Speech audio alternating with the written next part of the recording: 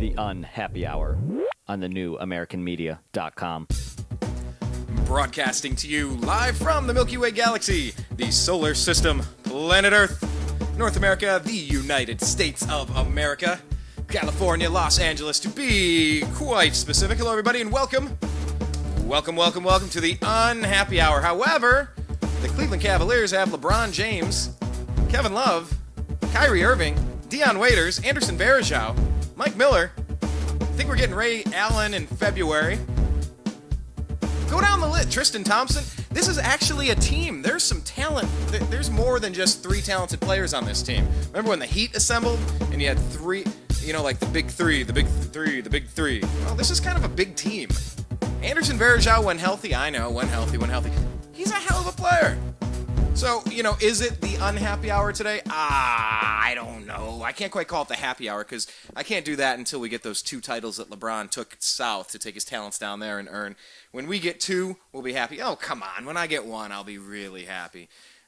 So anyway, welcome to the Unhappy Hour. My name's Brian Engelman, your host. Welcome to the New American Media on the TNAM Radio Network. Do us a favor, check out our homepage, thenewamericanmedia.com. On the middle to the right-hand side of the page, you're going to see the TNAM Radio link. That's where you click to listen live every single week, every time we broadcast. And we send out alerts because we're not really locked into some sort of studio contract, some sort of syndicated deal where we have to be on every 7 p.m. Pacific. We just go on when we feel like going on. Usually it's about 4 o'clock on the West Coast Pacific time, or 5 o'clock for Agree to Disagree. Coming up on Agree to Disagree, we're going to bring in Pastor Bruce Engelman. Yes, that is my uncle, but he's also an author of The Eternal Flame, a book about the JFK assassination and conspiracy. He's also a pastor down outside the Dallas-Fort Worth area, and we're going to talk about the Houston mayor putting out the word that they want to review the sermons from pastors. It's going to get interesting, and we're going to talk some Ebola, and what else? Oh, about the beheading. We can talk about the craziness in New York today, the school shooting. We're going to talk about all of this, so check out Agree to Disagree. But anyway, on the middle right of the page, that's where you click and listen live. Underneath that is our Twitter feed. We're at American_media_. Make sure that you're following us. Underneath that is our Facebook page. You can do a search online for The New American Media with spaces in between, and you can like the page or just do it right off the homepage there. And subscribe, youtube.com/The New American Media. Congratulations are in order. I'm not congratulating myself. I'm congratulating all of you. I'm thankful. I'm grateful that 2,000 of you, I don't know, we're 20,000. Anyway, we're more than 2,000 subscribers on YouTube. That's fantastic. Thank you, guys. It is another milestone. We appreciate each and every one of you. We really, really, really do. So, anyway, without any further delay, let's get in NBA consultant. Yes. If you've been listening, that's a bit of a difference from NBA scout. But it's still Zak Baris, because we're going to do a season preview. NBA season preview. Gotta love it.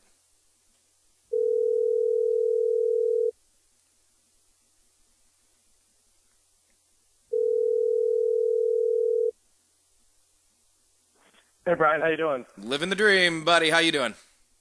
Doing great. Welcome back to the program. Yes, we have taken a couple of weeks off, but seriously, if we only get 1 month off in between the basketball season, that's kind of crazy if you think about it. It's like it never stops going. Yeah, really. I've been enjoying my last month. It was L.A., then, back to Cleveland for a couple of days for the Browns game. Then it was down to Vegas, then back to L.A., then back to Vegas. And so there's been a lot of travel over the last couple of weeks. Can I tell you, my schedule isn't very far off from L.A., back to Cleveland, back to L.A., over to Vegas, back to L.A. Yeah, it's very similar. It was kind of hilarious for the listeners that aren't aware. Zach and I had never met for about a year, maybe 2 years, and then we started meeting randomly in all these other cities. We'd meet up in San Francisco, we'd meet over in Vegas, and then we just met up in Cleveland at a crazy underground bar, literally underground. It's in a bank vault. What's the name of that bar? It used to be or the bank. It used to be called Ameritrust or something like that. Yeah, the Ameritrust Tower. Yeah. Yeah, it was crazy, huge. I don't know how much, 10 foot, 2 foot, 10 foot wide, 2 foot thick, big bank vault doors, and there's bars everywhere. It's one of the coolest bars in the country, to tell you the truth. It really is. It's right up there, and we've been to some cool ones out in Vegas and around the place for sure. But yeah, welcome back, man. Let's do this because we're gonna do the season preview here. I want to talk about kind of what we learned in the summer leagues and what we learned with Kyrie Irving playing, stepping up with his role, poised to become one of the superstars in 2016 as we go for the Olympics. What did we learn there in the summer leagues with the rookies, with Kyrie kind of leading that team with Derrick Rose? And also I want to talk about you transitioning from scout to consultant. So let's start with the summer leagues and Kyrie Irving and what we learned in the offseason. I think the guy showed you through Team USA that, it looks like he can be a leader. But the thing is, on Cleveland, he doesn't have to be the leader, and I think this puts him in a good role. I think that was the same role he played with Team USA where it allowed him to thrive in his role because he didn't have to be, the team had Derrick Rose. They had some other talented players on it, and it allowed Kyrie to thrust into a role where he could succeed. And I feel the same exact thing should happen in Cleveland this year, and there's no reason it shouldn't. You've got LeBron there, you've got Kevin Love, you've got other guys like Sean Marion who's won titles, Sean Marion who's won a title before, you've got Mike Miller, you've got James Jones. This isn't a team of a bunch of players who have never been there before. Varejao has been to a championship. Believe it or not, he has been back in 2007. That's right. It's hard to remember that, but he has. Two of the three biggest stars on this team, though, have not played a playoff game. I don't think it's going to be a big deal. Being around these guys, I don't think it's going to be that big of a deal. They've all played in the Olympics. Well, okay, I guess Kyrie wasn't in the Olympics. He was in Team USA. But, Kevin Love got an Olympic gold medal. I'm not too worried about it. And so you got Love at power forward. You got LeBron, who's obviously had his 2 championships. He's been there 5 times. 5. Jeez. He's got 2 rings. Deion Waiters has never been there. But like I said earlier with these guys, Waiters knows his place now. On a crappy team, Deion Waiters didn't know his place. He was trying to jack up 20 shots a game, 25 shots a game. He kind of had to. Happen on the field. Right. He's going to be one of those guys who can realistically get his true shooting percentage up there this year. I expect Deion Waiters to shoot no less than 45%, 47% with all the open looks he's going to be getting, minimum. Yeah, what I was hearing too? I was hearing him talk about LeBron, this being one of the best fits with the cast of characters because you've never had a rebounder like Kevin Love, and he's going to make the outlet passes to a Kyrie or a Dion to then give the alley-oop to LeBron, who gets to play the third person touching the ball on a fast break instead of having to be, have to get the rebound and take it coast to coast and be 1-on-5 like we saw so many times with the early Cavs. It's going to be a whole different dynamic with a real point guard with LeBron. Oh, don't forget, LeBron's always been the point forward of every single team he's ever been on. Even with Norris Cole and Mario Chalmers. Was it the same way back in high school? I didn't really watch him much in high school. Was it the same way there? LeBron was, he had Drew Joyce, but the thing was LeBron was still the point forward. Okay. Yeah, so it's going to be a good mix of players. And, LeBron, I'm trying to remember what exactly the quote was, but he said something about, this is Kyrie Irving's team. Now, obviously, that's a nice thing to say in the media when you're the best player, King James. Of course, it's your team. But it was good to hear him say that because Kyrie's been here. He is the kind of cornerstone franchise point guard that they signed. And Kyrie is going to be the floor general on this team. LeBron's going to step back. He's definitely in charge of everything. But did you find it interesting that LeBron said it was Kyrie's team? He's just saying that. Because like I said, Kyrie's been here.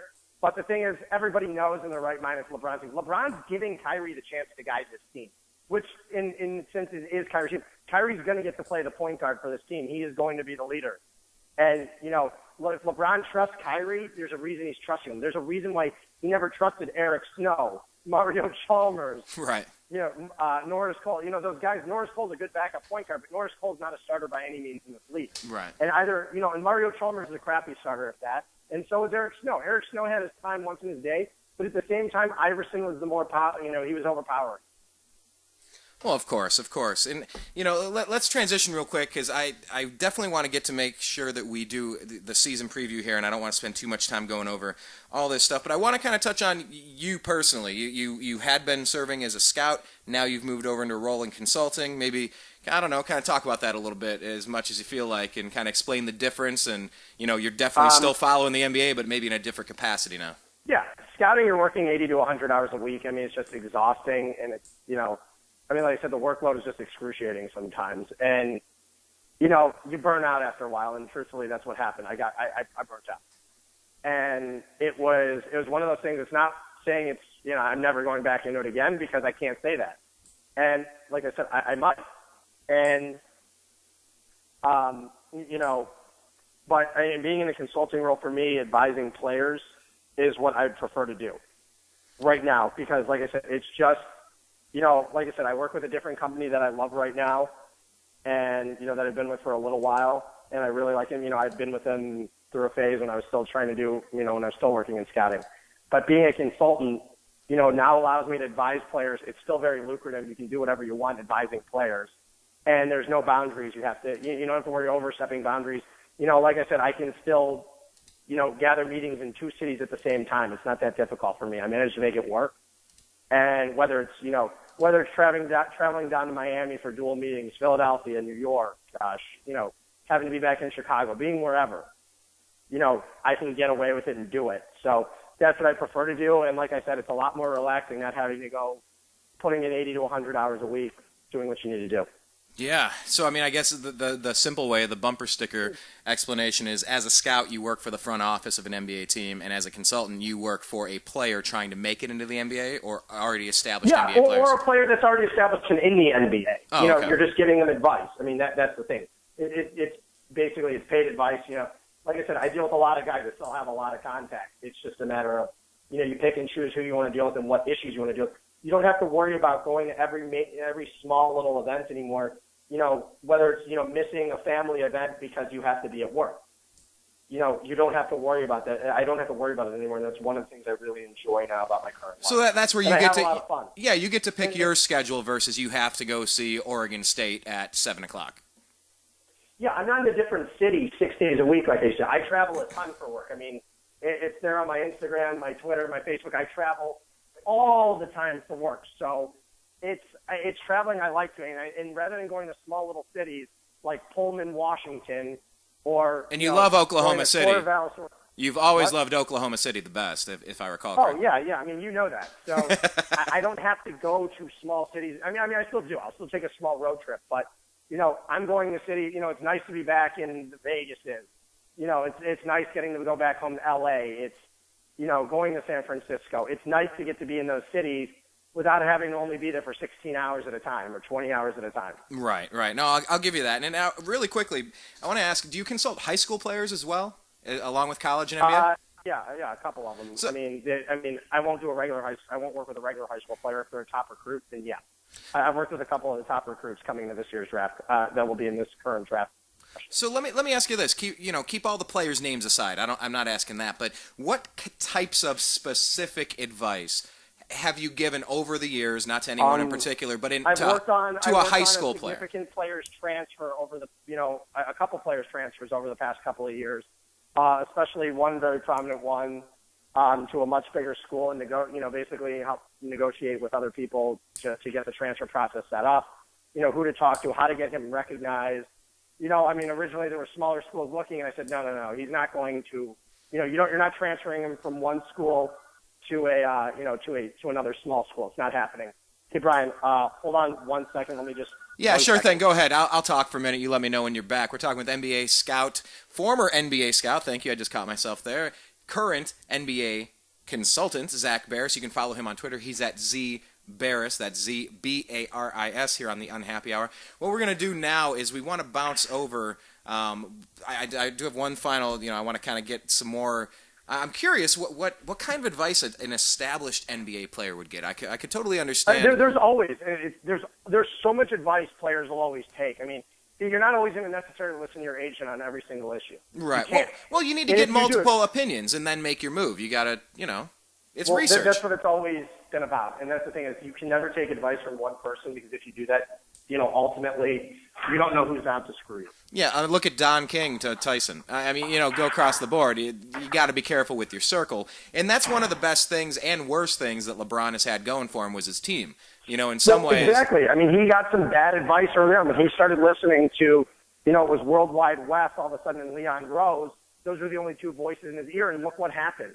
I'm not saying Miami was a bad thing, but, I mean, his PR was a nightmare for a season. It was a disaster. Yeah, and it was the way that he did it. It was, let's have a celebration beforehand. He was advised to do that. That's the thing.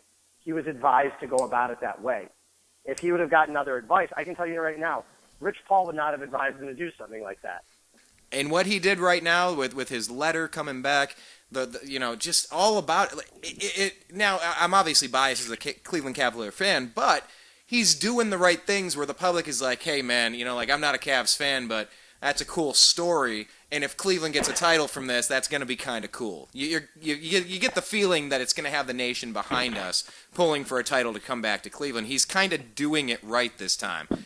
But he's learned. He's grown up. Like you said, he considered Miami for 4 years like college, going away, and he learned. So, he's a wiser man, and he's not as stupid and cocky as he used to be. No, not at all. And that's the difference between LeBron now and LeBron, 4 years ago. Like I said, he's just as good of a basketball player as he was 4 years ago, maybe even better. Well, let's do this because he is way better. He's mentally tougher. He's been through the grind. He understands it. He knows what it takes to win a championship now. And if you look back to that, go down the list. Was it the Magic series? I guess not against the Spurs in 07. We were kind of in over our heads. That's a different thing. But against the Magic, we should have beat the Magic. Against the Celtics, we should have beat the Celtics. But something about LeBron James' game changed during that playoff series, and the whole team chemistry was wide up. It was just totally out of whack. And I think LeBron has grown up. He's learned a few things, and he seems really excited to play the sage role of teacher here in this Eastern Conference now. So that's kind of where I want to start, Zach. I want to talk about the East. I don't know which division you want to start in, the Southeast, the Central, or the Atlantic. Just start working team by team out of there if you want. All right, well, let's go with the Central because we're already getting into the Cavs. We discussed a little bit. We'll get to them last after the Bulls, but we'll start with the Milwaukee Bucks. Obviously, getting a top draft pick, they're going to be a little improved, you would imagine, from last year. Sale of the team, is that going to mean any difference? What do you expect out of the Bucks this year? I mean, the thing is, it's going to be a learning curve for Milwaukee. Yeah, I think Jason Kidd will do a good job over there, but they're not going to win many games. It's not going to translate into wins. You're young. How often does a rookie contribute in a positive manner to a basketball team, especially when they're going to be the leading scorer of that team when talking about, Jabari Parker? Right. Well, yeah, I mean, is he a Shaquille O'Neal or a LeBron James kind of player coming in the first year? I mean, he's not a LeBron player. If anything, he's a Carmelo type of player. But, even, as good as Carmelo was his rookie year, how much is he willing to contribute? How much is he able to contribute is the question. Yeah. He doesn't have a great supporting cast. They've got a couple nice young players there, but by any means are they going to be winning basketball games? And no. I mean, they'll probably win in the low 20s somewhere. Yeah, but the daughter of the owner of the Milwaukee Bucks is pretty hot, right? Wasn't that the big story in the draft? Oh, yeah. That was the big story in the draft. They look at she's up there with what was it, Dr. J and the Cavs rep, and it was like, Yep. Twitter blew up over that. I don't know if she's going to be out there singing the national anthem or doing something, but yeah, show her courtside. Hey, more now, important than the Lakers. Hey now, no, but so realistically, then are the Bucks going to be one of the three worst teams at the end of the year when it's all said and done, or do you think they're going to be up there? I mean, the worst team is definitely going to be Philadelphia, and then I think Orlando might be even worse than Milwaukee. You think Philadelphia is still going to be that bad? Philadelphia is going to be worse than they were a year ago, and I'm putting it nicely. Why is that? Because they got more players, more good players, didn't they? Who? I don't know. They traded away Thaddeus Young. I mean, I don't know exactly how they're any better. They lost Spencer Hawes. So Embiid isn't going to be playing, which is the big problem. No, and that's the thing is, you get Nerlens Noel and you get a second year out of Michael Carter-Williams, but by any means, Dario Saric isn't over yet. They're not what I would call a viable basketball team at this point. But I heard that Saric was going to be coming over kind of ASAP. Is that's not the case anymore? The what? Am I confusing Saric with another overseas player that was going to be bumped up on the schedule to hurry up and get him over here? As far as I know, Saric isn't coming over this season. Okay. Now, I could be wrong, but as far as I know, everything dating up to what I've been looking at, he's not coming over. Yeah, he's not listed on the regular roster. I get that. But I guess Michael Carter-Williams, second year, what do you think you're going to get out of him? Carter-Williams, I expect big things out of him. But like I said, it's still a learning curve for him. He's not going to be an all-star in his second year. He's got no supporting cast other than, Nerlens. Nerlens is a rookie. I mean, that team's going to win anywhere, and I'm telling you, when I say as low as 9 wins. Oh, really? They're going to win in somewhere in that 14 to 15 range, but they could be as low as 9 wins this year. All right. So Nerlens Noel, you expect a contribution, like I said, when you play Milwaukee 4 times and you play Orlando 4 times, you're bound to take one here and there. And maybe they catch the Cavs on a night where they rest all their starters. I mean, that's the things you never know at the NBA, which I expect them to probably win about, in that 9-14 range. I'm going to say about 13-14 wins, though. Okay. No, that's a good point. If you're playing all the worst teams, I was thinking about that in the NFL too. Like if you finish last in your division, when you play other divisions, you play their worst teams. So it's a lot easier for a team close to average to hit a bunch of a bunch of crumb bums, a bunch of scrubs, like the Jaguars, the Buccaneers, and the Raiders. Someone has to win. Yeah, someone has to, and if it's the right team, There's no ties in basketball. Thank God. That's why I watch it, not hockey. Who's the next team in the division? Well, we're bouncing all over the place. Kind of going through Keep going with the bottom of the East. We're going with the bottom feeders, but let's go to Orlando. Yeah, and I'm looking at Oladipo's injury. What do you know about this? The facial fracture. What's that going to do for the Magic? I don't know how long he's out for. I don't know the significance of the injury. I don't. When I get a report and know how long he's out for, it's significant though. But the thing is with Orlando, they're one of those teams that has a lot of They have a lot of athletes on the team, whether it's Vucevic, Tobias Harris, you name it. I mean, Elfrid Payton. I mean, they're stocked with talent. They're stocked with young talent. And what's that young talent going to do? What's that going to equate to with wins? They're going to be miserable this year. They're going to be absolutely terrible. And I'll tell you why. Because they don't have anyone that can shoot. They don't have Jameer Nelson. They don't have, don't forget the team that Dwight Howard was on, when they beat the Cavaliers. Don't forget that team was assembled of the best three-point shooters in the league, whether it was Turkoglu, Jameer Nelson, J.J. Redick, Michael Petrus. I can go on and on. But they don't have any of those guys anymore. And that's a team. Aaron Gordon I love. I got him pegged for he could be a big-time potential Rookie of the Year candidate. But at the same time, Aaron Gordon is going to expect a big-time learning curve in the pros. Vucevic's good. I really like what they're doing up front. I like Orlando a lot, but like I said, they're years away from being good. They're saying that Magic guard Victor Oladipo missed the season opener, out indefinitely. That's kind of vague. Yeah, that's the thing. Out indefinitely can mean 2 weeks, 3 weeks. Like I said, he might contribute. His win shares this season might be a plus, let's say +3. That means he would contribute 3 wins to that team. Let's just say they'd be about +3. I can go through and find out what they were last year and analyze it real quick if I get my computer. I can give you those numbers real quick to see exactly where his win share stood last year, because to see how many wins he were to contribute to the team. Well, they're saying that it was on Friday. It was today. Facial fracture. He took an inadvertent elbow during a practice drill, and he was still nursing an MCL strain. Really tough luck, because Oladipo, he has tons to work on to improve his game. Most NBA players do. LeBron will tell you he's got a lot to work on, but Victor Oladipo last year. Sorry to bother you, but offensively he contributed -1.4 win shares. Defensively, he contributed almost 3. One of the better defensive players in the league. Overall, he contributed 1.3 wins to the team. Those are his win shares. And why is the win share so low as an offensive player? He takes the kind of wild, reckless shots? The thing is he's just not a good shooter, and he wasn't, they put him at the point guard role last year. He's moving back to shooting guard this year with Elfrid Payton being in there, so it definitely allows him to transition a little bit. Okay, let's stay in the Southeast then and bounce over to the Washington Wizards. The Wizards are one of those teams with Bradley Beal being out for a little while is definitely going to hurt them, but like I said, they're one of those teams, they're still a lock in the East to make the playoffs. Do I think they compete with the Cavs or the Bulls? Absolutely not. As long as the Bulls are healthy and as long as the Cavaliers are healthy. So because last year Washington took care of the Bulls in 5. That was Chicago minus D Rose though. Yeah, it was a totally different basketball team. There was no Pau Gasol, there was no Derrick Rose, there was no Nikola Mirotic, there was no Doug McDermott. There's a totally different basketball team. So take that into effect. I would take the Chicago Bulls in 6 or 7 over the Washington Wizards.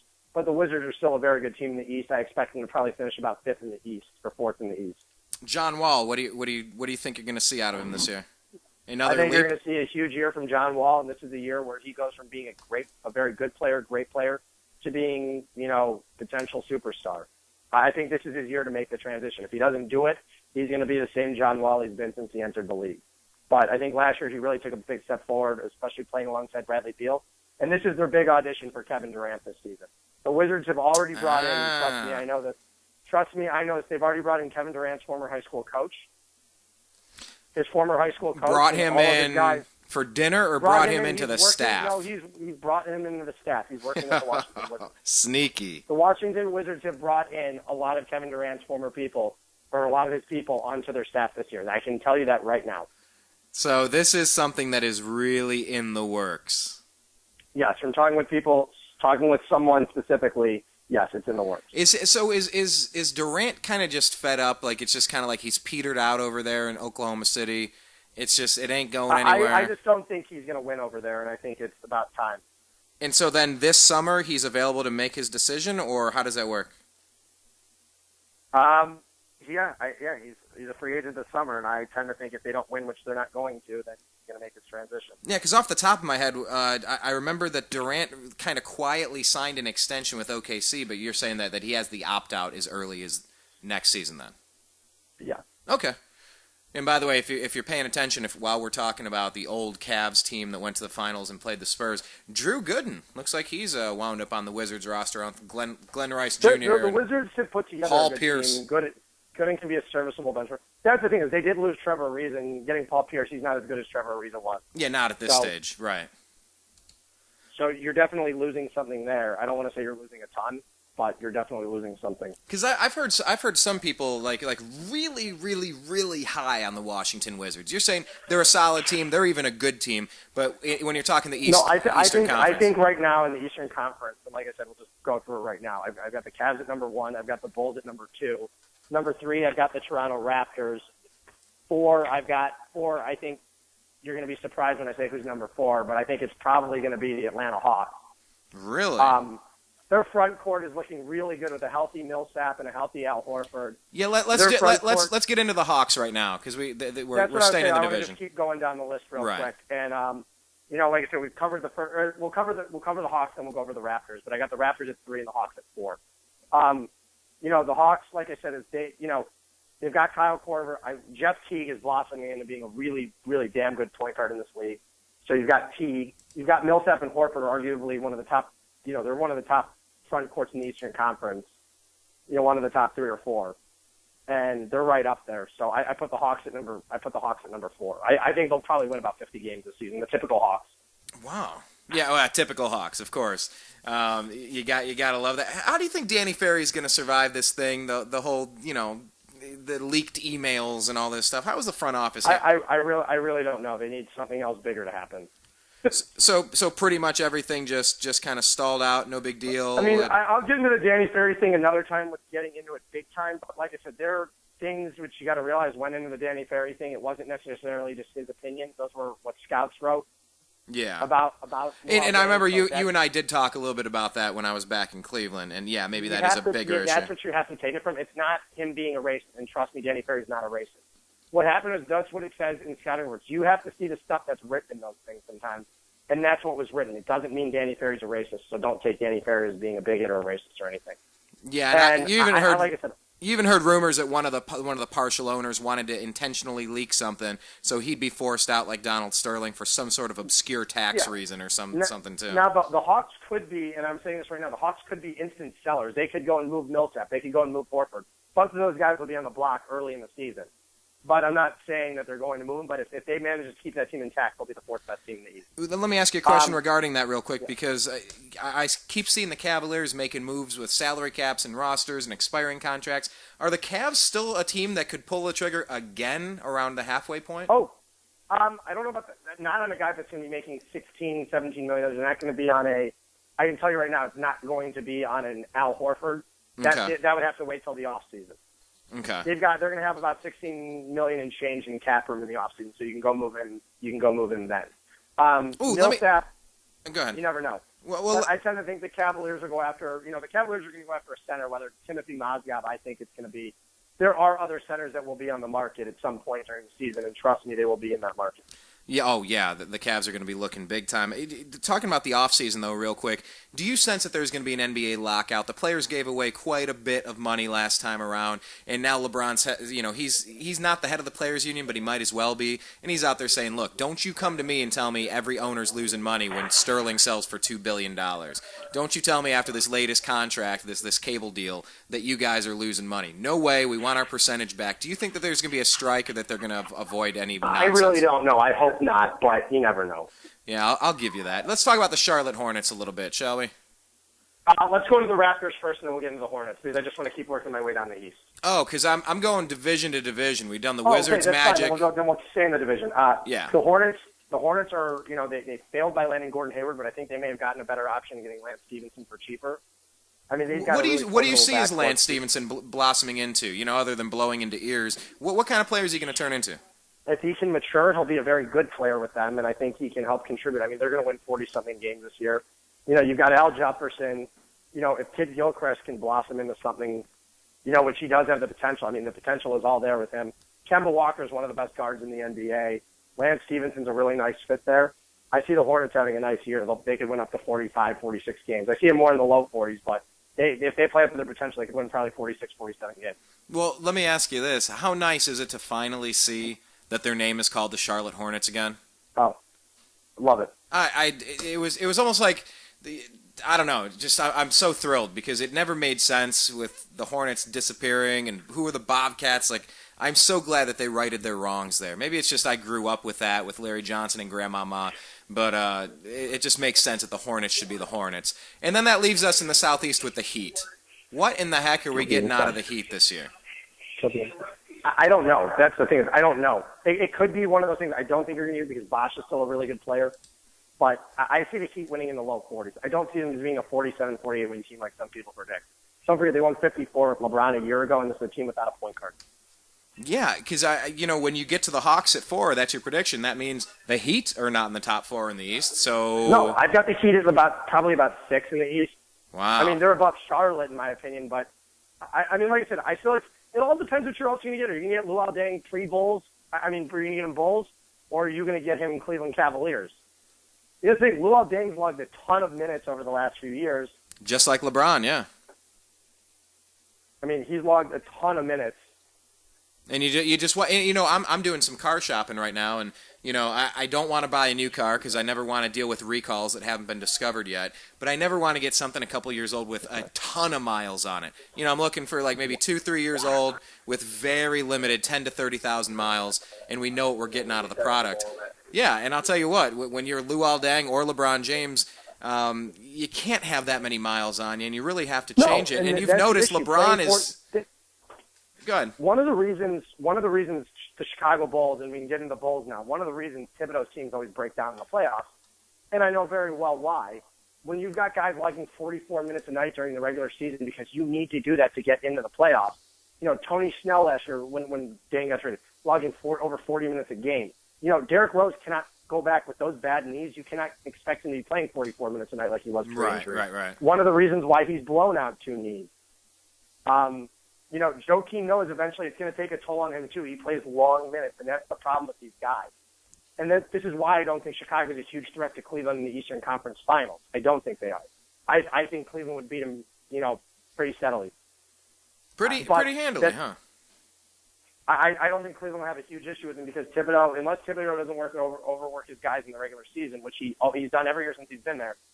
So I'm not doubting it. He runs 7- and 8-man rotations in games all season long. You're not seeing guys on the bench until, for very limited minutes, and that's it. So I think the Bulls are the second best team in the East with ease. I'm not saying I don't think anybody's even close to them besides the Cavaliers, and that's it. So pretty much the East is 2 teams and everybody else. Yeah, they've got the best front court in the Eastern Conference with Noah and Gasol. Gasol can play up his potential. They've got the best front court in the Eastern Conference. Yeah, you're talking a 7-footer, that can obviously play the center position, listed as a power forward, but he's 34 years old, making $7 million. If Varejao does what he does 2 years ago, pre-injury, when he was putting up 15 and 15 a night, then the Cavaliers easily have the best front court in the Eastern Conference. And nothing. If you can get what Varejao did 2 years ago before the injury, the Cavaliers won't be beatable. Could the Cavs go undefeated this year? No, it's not going to happen. I know, I'm just kidding. But I want to spend a little bit more time on the Bulls because if I recall correctly, UFC is MMA, who always comments on all these videos, hey, what's up, man? I know you're listening, or at least will be. I believe he's from Phoenix, but he's a Bulls fan. So just to make sure we have this, Doug McDermott, what are we getting out of him? Like, how is he really going to fit in? The Bulls have loved McBuckets, and I will say that for a couple of years now. I'm well aware of that one. They would have taken him over Tony Snell 2 years ago. Oh, okay. They would have. He was their pick 2 years ago. He decided to stay in college. They were in love with him 2 years ago. I knew that one was happening this year anyway.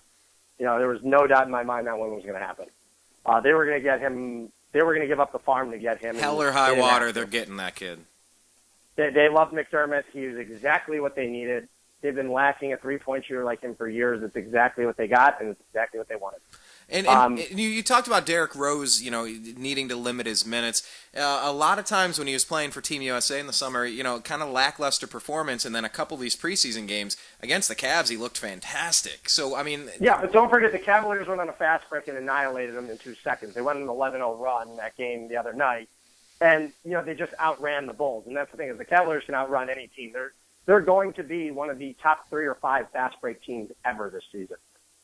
Whoa, ever? In the history. And this might be, and I'm saying this could go down as, and like I said, I'm not being a Cavs homer here. They could have the greatest offense in history this season. There's nothing saying they shouldn't be better than the Phoenix offense, for them back in 2006 and 2007. The greatest, it could be, the greatest offense in NBA history. Potential with the Cavaliers most likely adding Ray Allen somewhere at the midway point, which is probably more likely than not to happen. You're going to have a bunch of, you're going to have a bunch of great three-point shooters. Your starting 5 is going to be ridiculous. Don't forget, Deion Waiters is your 4th option. Varejao is your 5th option on the offensive end. And by the way, today, Anderson Varejao was named the starter for the Cavaliers. Oh, okay. So like for the people that aren't as aware, give us the Cavs starting roster. It's Varejao at center, Love at power forward. You've got LeBron at the 3, Waiters at the 2, Kyrie at the 1. God, that reminds me of what the Indians used to do in the late 90s. It reminds you of the late 90s Indians. It really does. In basketball and baseball. It does. All right. All right. They're a good basketball team. And, like I said, they're not going to be goofing around. LeBron came in here to win, and that's exactly what he's going to do. I think. How do you think that actually played out, Zach? Do you think he made his decision to come back only knowing that Kyrie Irving was coming in, or Here's the thing: Kyrie wasn't going to pass up the money. Like I said, the kid's injury prone. Someone would have offered him max money. Yeah. But the thing is, Kyrie knew LeBron was coming back. It was a given at one point already this offseason. Okay. I mean, as soon as Kyrie inked that new deal, he knew LeBron was coming back. He had to. You think he had to? I think at that point he had assurance from LeBron that Kyrie was that he was coming. Because if LeBron wanted, I'm trying to think this through. Deion Waiters knew. I mean, he was texting all these guys, "Get ready." Yeah, and you're right. You're right. I tend to think these guys knew. If Kyrie was signing a $90 million deal right then and there, and that's when all the hype picked up right before Kyrie signed. And the day he signed, it's like you almost got that reassurance. You're like, whew. Okay, he's coming back. Yeah, there's domino number 1, and you got to imagine if you were LeBron. Was the number 1 overall pick. He knew he was going to be able to get Kevin Love one way or the other. He knew it. There was no way Minnesota wasn't going to give up Kevin Love. He said LeBron's not stupid. He knew. Yeah, so he knew I mean, he was going to line up with Kevin Love. Yeah, and reading the letter and the players he mentioned and the players that he didn't. He didn't mention Anthony Bennett. He didn't mention Andrew Wiggins. If I were LeBron, the first thing I would do would be call Kyrie and go, "Hey brother, I'm going to come back only if you sign. And if you don't, I'm bouncing, man. Do you want to play together or what?" Yeah, man, I'm in. Okay, cool. I'll give you a call in a week. Could you imagine trying to hold that secret in? That's the thing. The Cavaliers, you have to look at all these head coaches now that look like morons. Stan Van Gundy, not even wanting to interview with the Cavaliers. You look at these guys. Calipari. Sitting there. Calipari's the one I definitely thought. He must look like an idiot. He turned down a crap load of money. Oh, a ton of money. Full control and power of this team. And with LeBron, Kevin Love, and Kyrie, the idiot didn't take it. So, yeah, what would you even be doing? You let those players run the team. How much coaching are you actually doing? Jeez. Calipari would have been living his dream in Cleveland. He really would have been. Well, you know what, Cal? You had your chance. Whatever. We'll see what we can do. He could have sat there. He could have recruited Eric Bledsoe in a year from now. He would have had just a blast with those guys. Like I said, don't forget, he's close with DeMarcus Cousins. Eric Bledsoe. Look at the guys he's recruited at Kentucky. Those are guys he's still probably all close with. He's a player's coach. The Cavaliers would have had their pick of the litter with these guys. And I'm not saying Calipari would have been the right fit here. But I am saying that he's got to be regretting it at some point. Yeah. He might not say he is, but he is. Because it was a ton of money. And, he's big man on campus, literally. He has his whole empire carved out. Why risk it? You've seen that happen before. People go to from college to the pros, and they crash and burn, and they can't rebuild. Oh, I wish I could go back. Hell, Dish Network has that commercial with Brian Bosworth and not Carson Palmer, the other, Matt Leinart. You can go back to college? I want to go back to college. I saw Leinart a couple weeks ago at the Dodgers-Cardinals game at Game 1 of the MLB playoffs. Hey, man, once you leave college, you can't go back. But what have you learned anything in the offseason about what we have, the Cleveland Cavaliers have in Coach David Blatt? Have you seen anything, or it's too early? Yeah, they've only played a few games. No, it's not too early. His offensive sets are absolutely incredible. They really are. What makes him incredible? It's just his game planning. His game planning, his strategy on the court. It's something you'll witness opening night against the Knicks. And like I said, right now, if you're a betting man, put all your money on the Cavs opening night -8. You'll win a lot of money. Oh, maybe I will. Let's talk about somebody that did. Let's talk about someone that didn't win in the offseason. Indiana Pacers, obviously a horrific injury to Paul George. Brian, I just want to let you know right now, this is the last team I can cover tonight before I have to go. Yeah. So we'll do the Pacers, and then I got to get going, unfortunately, and then we can continue this on Monday, hopefully. Okay. So the Pacers have just had the most disastrous offseason of any team. First, you've got Lance Stevenson, who leaves basically for the same amount of money, just less years than the Pacers were giving him. Okay, so he's gone. So you've already lost a big chunk of your story. Paul George is one of the most horrific leg injuries we've ever witnessed. Also, he said some stupid things off the court this offseason I'm not even going to get into. About the Ray Rice situation, and he made look like an idiot over there. Gotta love Twitter. And, their offense is obliterated in Indiana. They have no offense. Will Roy Hibbert be on the trading block real soon? Oh, yeah. I think Hibbert will be on the trading block. I don't know who's going to be going after him because he's got a bad contract, but if he could be a right fit with a really good basketball team. I don't know who's going to go after him, but someone will. I have a feeling Portland could wind up taking a look at some point this season. They were really interested. They signed him to an offer sheet 2 years ago. Hibbert's one of those guys that could very well be destined for a team like Portland at some point during the season. All right, let me squeeze the Pistons out of you, then we've covered the two divisions at least if we can't finish up. Pistons. Yeah, perfect. They're one of those teams. They're an enigma, too. They're not a very good team. But they have somebody that you love. Well, they didn't have – I love Andre Drummond. Love him, yes. And I think he's going to be a star. But at the same point, you have the most crowded front court in the NBA, and I don't think they know what the hell they're doing there with Josh Smith and Greg Monroe. I think it's just a disaster with those two guys together. Really, just a train wreck. Just straight up. Train wreck. You've got Kentavious Caldwell-Pope, who didn't do anything in his rookie season last year. I was expecting bigger things out of him. Now, I know it's Kentavious, but you didn't call him Contagious, did you? No, it's Kentavious. Oh, okay. That would have been funny if he was... Okay, go ahead. And what's his name? Brandon Jennings did absolutely nothing either. He was terrible last year. He shot like 35% from the field. Yeah, that's not what you want out of a dude making $8 million a year. No. That's not what you want out of a dude that's your starting point guard. Point guards are supposed to be able to shoot the basketball. Right. Or at least take high percentage shots. He was doing neither one of them.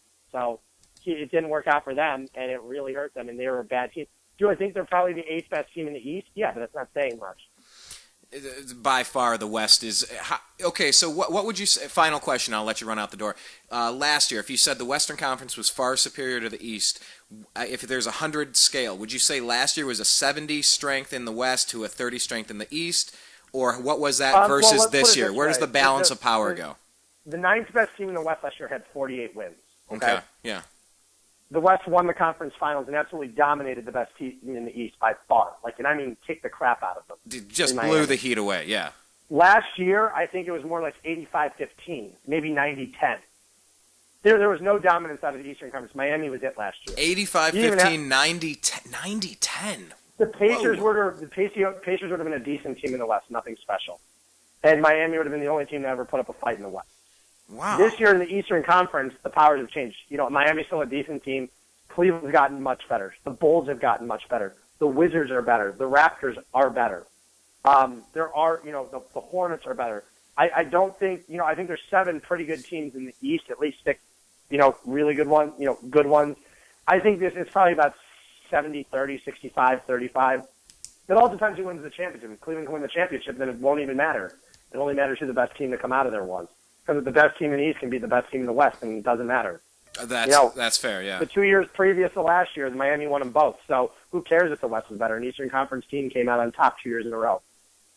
Okay, fair point. Let's do this then. I think what we could do is we could maybe press pause here for today.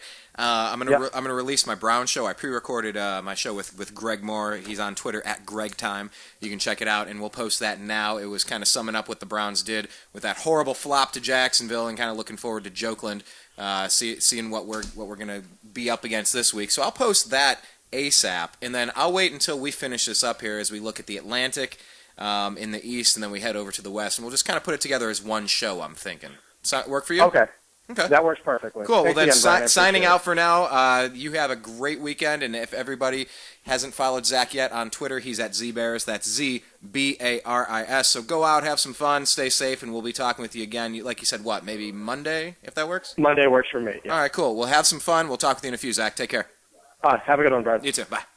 All right, there he goes, everybody. Zak Baris, and yes, we're going to do this. We're going to split this up into two pieces, so I won't bore you too much with the outros, except check out our homepage, thenewamericanmedia.com. On Twitter, we're at American_media_. On Facebook, do a search for The New American Media and like the page.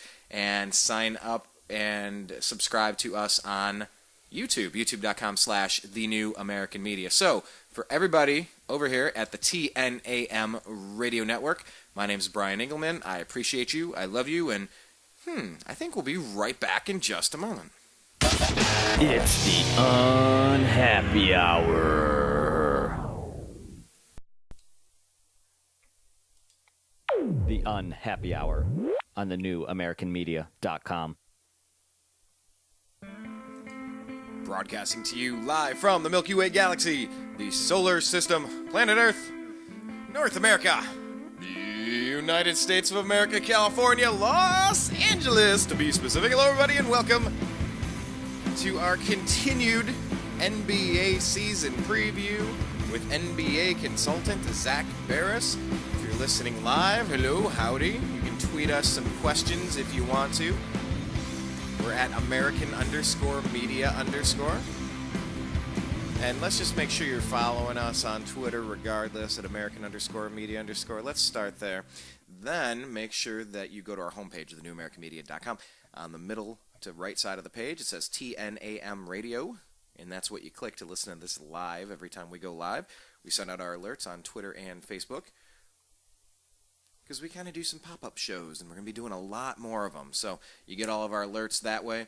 On the middle right of our homepage, thenewamericanmedia.com, our Twitter feed's right there. You can follow us from there. And our Facebook page is there as well. So like our page, or you can do a search for us at The New American Media with spaces in between, and then like the page. Also subscribe, youtube.com/thenewamericanmedia. So let's do this. Let's get Mr. Zak Baris back into the program, and let's pick up where we left off.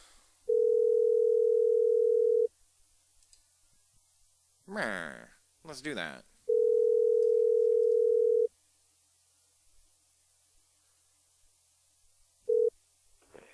Hey, Brian, how you doing? Good, Zachary. How you doing? Good. Just watching Colt McCoy and one Tony Romo injury away from watching Brandon Whedon play him. Oh, my goodness. Wow. I didn't think about it that way. Yeah, they're on their third-string quarterback with Colt McCoy. And I've always wished that kid well. I always felt like he had the ability to do good if he was in a good system with a stable front office. He doesn't really have a good enough arm. Well, I don't know. Brandon Whedon has a hell of an arm, but, for everybody that hates on Whedon, though, he did kind of help Josh Gordon have an amazing season. So, go figure. Okay, well, it's just going to be beyond weird if Colt McCoy plays Brandon Whedon tonight. So we'll keep our eyes peeled for that. And while we're on the random stuff, before we get back to the NBA, who's winning the World Series? The Giants, 3-2. Yeah, it's pretty much a done deal right now? No, it's not a done deal. I mean, 2 games being hit. The last 10 times it's been 3-2. 8 out of the last 10 teams down 3-2 have won. Oh. Have won the World Series. 8 out of the last 10. Oh, well then. All right. Yeah, I'm pulling so I wouldn't call Kansas City out of it one bit. I'm pulling for KC because they haven't won a title in longer. That's kind of what I'm rooting for KC also. AL Central. I mean, as long as it's not Detroit or the White Sox, I'll root for That's half the Central, but yeah, I'll give you that. Hey, speaking of Central, we were going through the Central. I think that's kind of where we wrapped up. We were talking about the Eastern Conference and the Central Division, Bulls, Cavs, Pistons, Pacers, Bucks, and I think that's where we're going to pick up here. We also have another division, the Atlantic, with the Celtics, Nets, Knicks, Sixers, and Raptors. So let's start with the Sixers. I think we touched on this a little bit. Now I'm trying to remember what we talked about and what we didn't. You said that this team could be epically bad, right? The Sixers, go look at their epically terrible roster. I mean, their front office doesn't even know who's in their roster. They put Bo Outlaw on the team. The guy's been retired for 7 years. Go. If you look at their website, Ted Spin reported that the 76ers on their website, they have to listed as Bo Outlaw as on their team. He retired in 07. He's 43 years old. Maybe they were going for Travis Outlaw? I don't know. I don't know what they were going for. They were going for Travis Outlaw, but still. That is pretty funny. That is kind of epic. Do you expect anything out of Nerlens Noel? What kind of player do you think? Yeah, I do. I expect him to put up. He's going to be putting up points, and he's going to be defending. He's probably going to get a fair. The stats are going to be padded a little bit. He doesn't really have anyone.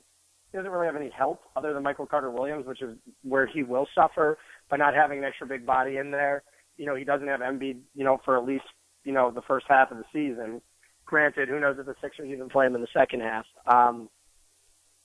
Yeah, that's a good point. I mean, I don't know if I would. Do you think Embiid has a good chance of coming back from this? Don't forget, no matter what, whether Embiid plays or not, the Sixers are just going to suck just as bad. So I don't think it matters whether he plays. But I mean, if they want to get him some work in this year, then I'd go for it. Let me ask you about the NBA draft. Recently, there was a vote to either change the rules of the draft to prevent teams from tanking. I think they're calling it the Sixers rule. Do you have any thoughts on that?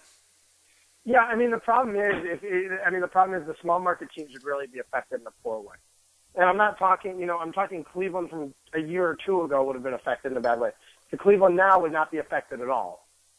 Yeah, the Cleveland now is hopefully not going to be drafting high. It would be good for new Cleveland. It would actually be good for them if they put that lottery from in place. And then it gives them the chance of landing, that number 1 overall pick. It's good for. I mean, the only problem is they try to make the rule as fair as can be.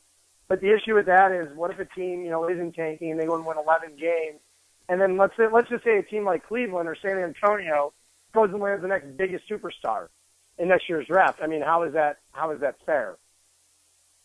Yeah. That's what I'm saying. What if Cleveland or San Antonio get the number 1 overall pick and they land Jahlil Okafor? You can't sit there and justify saying that's fair for those two teams, to land a superstar like that because, these teams, I don't believe in tanking. I really don't. But sometimes in this system, you kind of have to. What Milwaukee's doing, Philly's doing an epic tank job. It's epic. Milwaukee, not so much. Milwaukee actually, Milwaukee has Ersan Ilyas, so they've got some decent players on their roster when they want to play. But if you look at Philly, like I said, half those guys should be playing in Europe. Yeah. Well, the NFL's trying to put a team over in London, so when you say Europe, at some absolutely, point, I'm so against that. But I've also heard LA is getting 2 teams, so. We'll see them get once first, but I hope the Rams move there. It'd be nice to see LA have a team. Yeah, it would be neat if it was a brand new team. I don't want to steal it from another city. I could. St. Louis already stole. Well, don't forget, St. Louis already stole from LA, so I don't feel bad if St. Louis. Well, and that's what I'm saying. It's a football town. It's not a football town. If it were the Rams coming back or the Raiders coming back, I don't want the Chargers up here, and I don't want the Jacksonville Jaguars moving over. The Buffalo Jaguars Bills will not be moving. They just pumped a bunch of money in their stadium, and their owner has been firm that they're not moving. They're not one of the teams even in discussion to move. But getting back to basketball, well, we were talking about the draft though, and the thing about it is the Cleveland Cavaliers have had some amazing runs of luck as of late, and it's led quite a few people, your not so humble host included, have trotted out several conspiracy theories, wondering if LeBron, the most influential player in the league, wanted to come home, but he wanted to be on a contender, and they needed assets. And you know what? Maybe they did some stuff for Jordan. Maybe they hid his gambling problem. Maybe they fixed games with Tim Donaghy. Well, the gambling problem is its own thing. But like I can tell you right now, the league did not fix the NBA draft for LeBron to come home. I'm not one of the conspiracy theorists. I don't believe in it. I'm not, maybe with some things, but I can tell you, not believing in the conspiracy for the NBA draft, I'm not believing in the September 11th conspiracy either. So those are two conspiracies I don't believe in. Excellent. I entertain interesting conversations on damn near all of them. Where do I land on those? It just totally depends. There's compelling evidence in different cases, in different ways, and I like hearing other people's opinions and thoughts on it, and it helps me kind of, I love those unprovable things. And you're saying it is very provable. The Sixers are going to suck. Let's ask you, who's the second worst team going to be in that division? The Nets, the Knicks, the Celtics? Because I know you're high on the Raptors. The Celtics are very bad. They're a bad basketball team with some young talent, but they're a bad team. Okay. Not expecting too much over that. Who the hell? I mean, really, let's look at who's on their team. I mean, it's what? Rondo? How healthy is he going to be? I mean, that's the question. Apparently, he's going to be ready this week. So who's on the team? Him and Sullinger? I mean, who are we really? Jeff Green? Marcus Smart? What do you think Marcus Smart's going to be? Jeff Green's a good player. Marcus Smart's one of those guys. I mean, he's like you said, he's a bulldozer. I mean, he's going to be a good NBA point guard.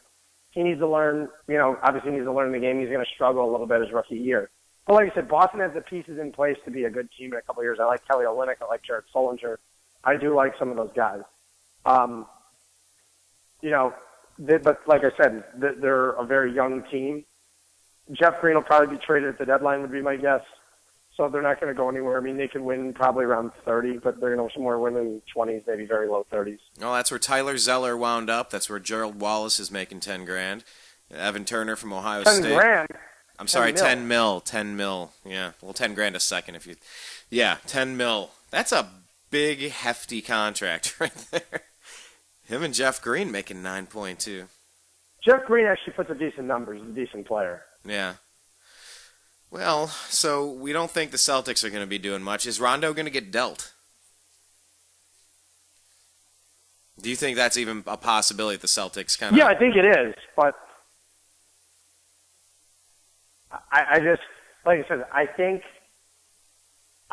he will get dealt at some point. I don't know when it's going to be, but I mean the problem is he's been very reluctant to be traded. I mean he shot down trades with Sacramento. I mean he doesn't seem like he wants to go anywhere. I don't know where he wants to play. Well, and the question would be, let me ask you this as well. Going into this season, we're kind of wrapping up the Eastern Conference here. By the way, if you're not following Zak on Twitter, do it. He's at Z Baris. That's ZBARIS. What are there a couple teams right off the bat that you think are poised to be buyers? People that are looking to make some moves here. I mean, any of the teams in the East, especially with flexibility. I mean, like I said, you look at Cleveland, they're going to do something, whether it's signing Ray Allen in a couple months, which they will probably do, more likely than not. They'll probably wind up with Ray Allen in a couple months. Now, that doesn't mean they're not going to do anything else, too. They're going to go get a big man at some point during the season. Whether Brendan Haywood's healthy or not, they will go and get a piece. There are going to be teams all around the league. I mean, look at Chicago. Chicago could be in the line for someone, too. You don't know what's going to happen. But like I said, any team that's contending in the Eastern Conference is going to be a buyer for the most part. So are the you look at Charlotte. Charlotte will try to buy. Even Miami will attempt, but Miami's got a tough road to move around to go and buy. But they're a pretty old roster. Yeah, they are. And talk about old rosters. What about the Brooklyn Nets? I mean, you're hearing grumblings that the owners want out. They spent a ton of money. Like I said. I've been saying for years that you can't go and just buy yourself a team like that. You have to preach patience. Even what they did in Miami, Pat Riley dissected a team for 4 years or 3 years to put that super team together with LeBron and Chris Bosh. And like I said, that was a huge gamble. But he didn't go and waste all his money on Joe Johnson 5 years ago. Exactly, and that's what the old Cleveland Indians. I almost said Browns. That's what the old Cleveland Cavs did when they were doing the Larry Hughes and the Ben Wallace and the Shaquille O'Neal. It's like you're getting the best thing you can, but you have no plan or strategy. Joe Johnson was a complimentary third best option or fourth best option on a team. He was a borderline all-star. Great three-point shooter, great on that Phoenix Suns team, and great on the Hawks. But Was he that guy who could take your team to 60, 70, 65 wins? Absolutely not. He was that guy who would be 45 to 50. And that's always what he would be. He'd be a good player. He's a very good player. He was never a great player. And, you get Kevin Garnett at the tail end of his career, Paul Pierce at the tail end of his career. You gave up what was Damian Lillard. You gave up Derek Favors. You gave up a lot of pieces, and if you would have kept those together and tried to build a young team and preached a little bit of patience, you could have wound up with a couple of superstars in that market in Brooklyn. Prokhorov just wasn't patient, just spent all the money right away. I mean, who trades, at the end of the season, because you could have signed him in free agency, who trades the number 6 overall pick in the draft for Gerald frickin' Wallace? That was Damian Lillard. Imagine Damian Lillard on the Brooklyn Nets. Lillard. Yes, exactly. And we wouldn't have Darren Williams' crappy contract. I mean, we'd be looking at a whole different ballgame here. I mean, there's a chance you'd have Carmelo in town. He already is in town, but he's just on the other team in town. I mean, you look at this salary. You got Garnett with 12, Darren Williams with almost 20, Joe Johnson for $23 million. That is an enormous. They're a disaster. Yeah. I mean, Joe Johnson got more money than LeBron did 4 years ago. Oh, Lord. Well, 4 years ago, I couldn't care less about what he was making. I wasn't happy about it anyway. But, yeah, I don't know. Are the Nets going to be sniffing playoffs, or are they... Playoffs? Playoffs? Talking playoffs? You kidding me? I don't... I mean, here's the thing. If the East is pretty bad, if they can get in that 38-win mark, they can get there. I don't think they're a playoff team personally, though. If Darren Williams goes back to his old self, they're a playoff team. But I don't know if he is his old self anymore, and I don't think he is. Okay, well, then the other part of it is you have to take a look at that other team right over there and wonder if they could make the playoffs. And that was a disgraceful performance, in my opinion. We threw that game. We gave it away by doing that. We gave them the friggin' game. In my opinion, that sucked. What's that? Playoffs? Talk about playoffs? You kidding me? Playoffs? I just hope we can win a game. So, what are we looking for the Knicks? The team that can get in the playoffs, or just hope they're another one of those teams that's going to be very. I think they're going to be very bad. Very bad. I mean, yeah, they're going to win in the low 30s. So how do you see Phil Jackson shaping that roster up now? What do you? It's taking a year off to build that roster. Yeah.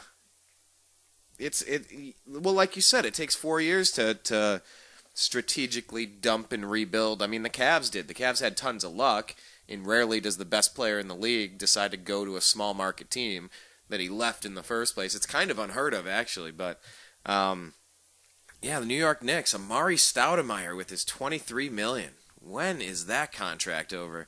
Yeah, I mean, how do you see their head coaching going over here? Do you think Phil Jackson's going to be hands off? I think it's going to be hard to institute the triangle offense this year for the Knicks. Just because of personnel problems. Yeah. But they're definitely going that route. Do you see Phil Jackson involved in any capacity in the coaching side?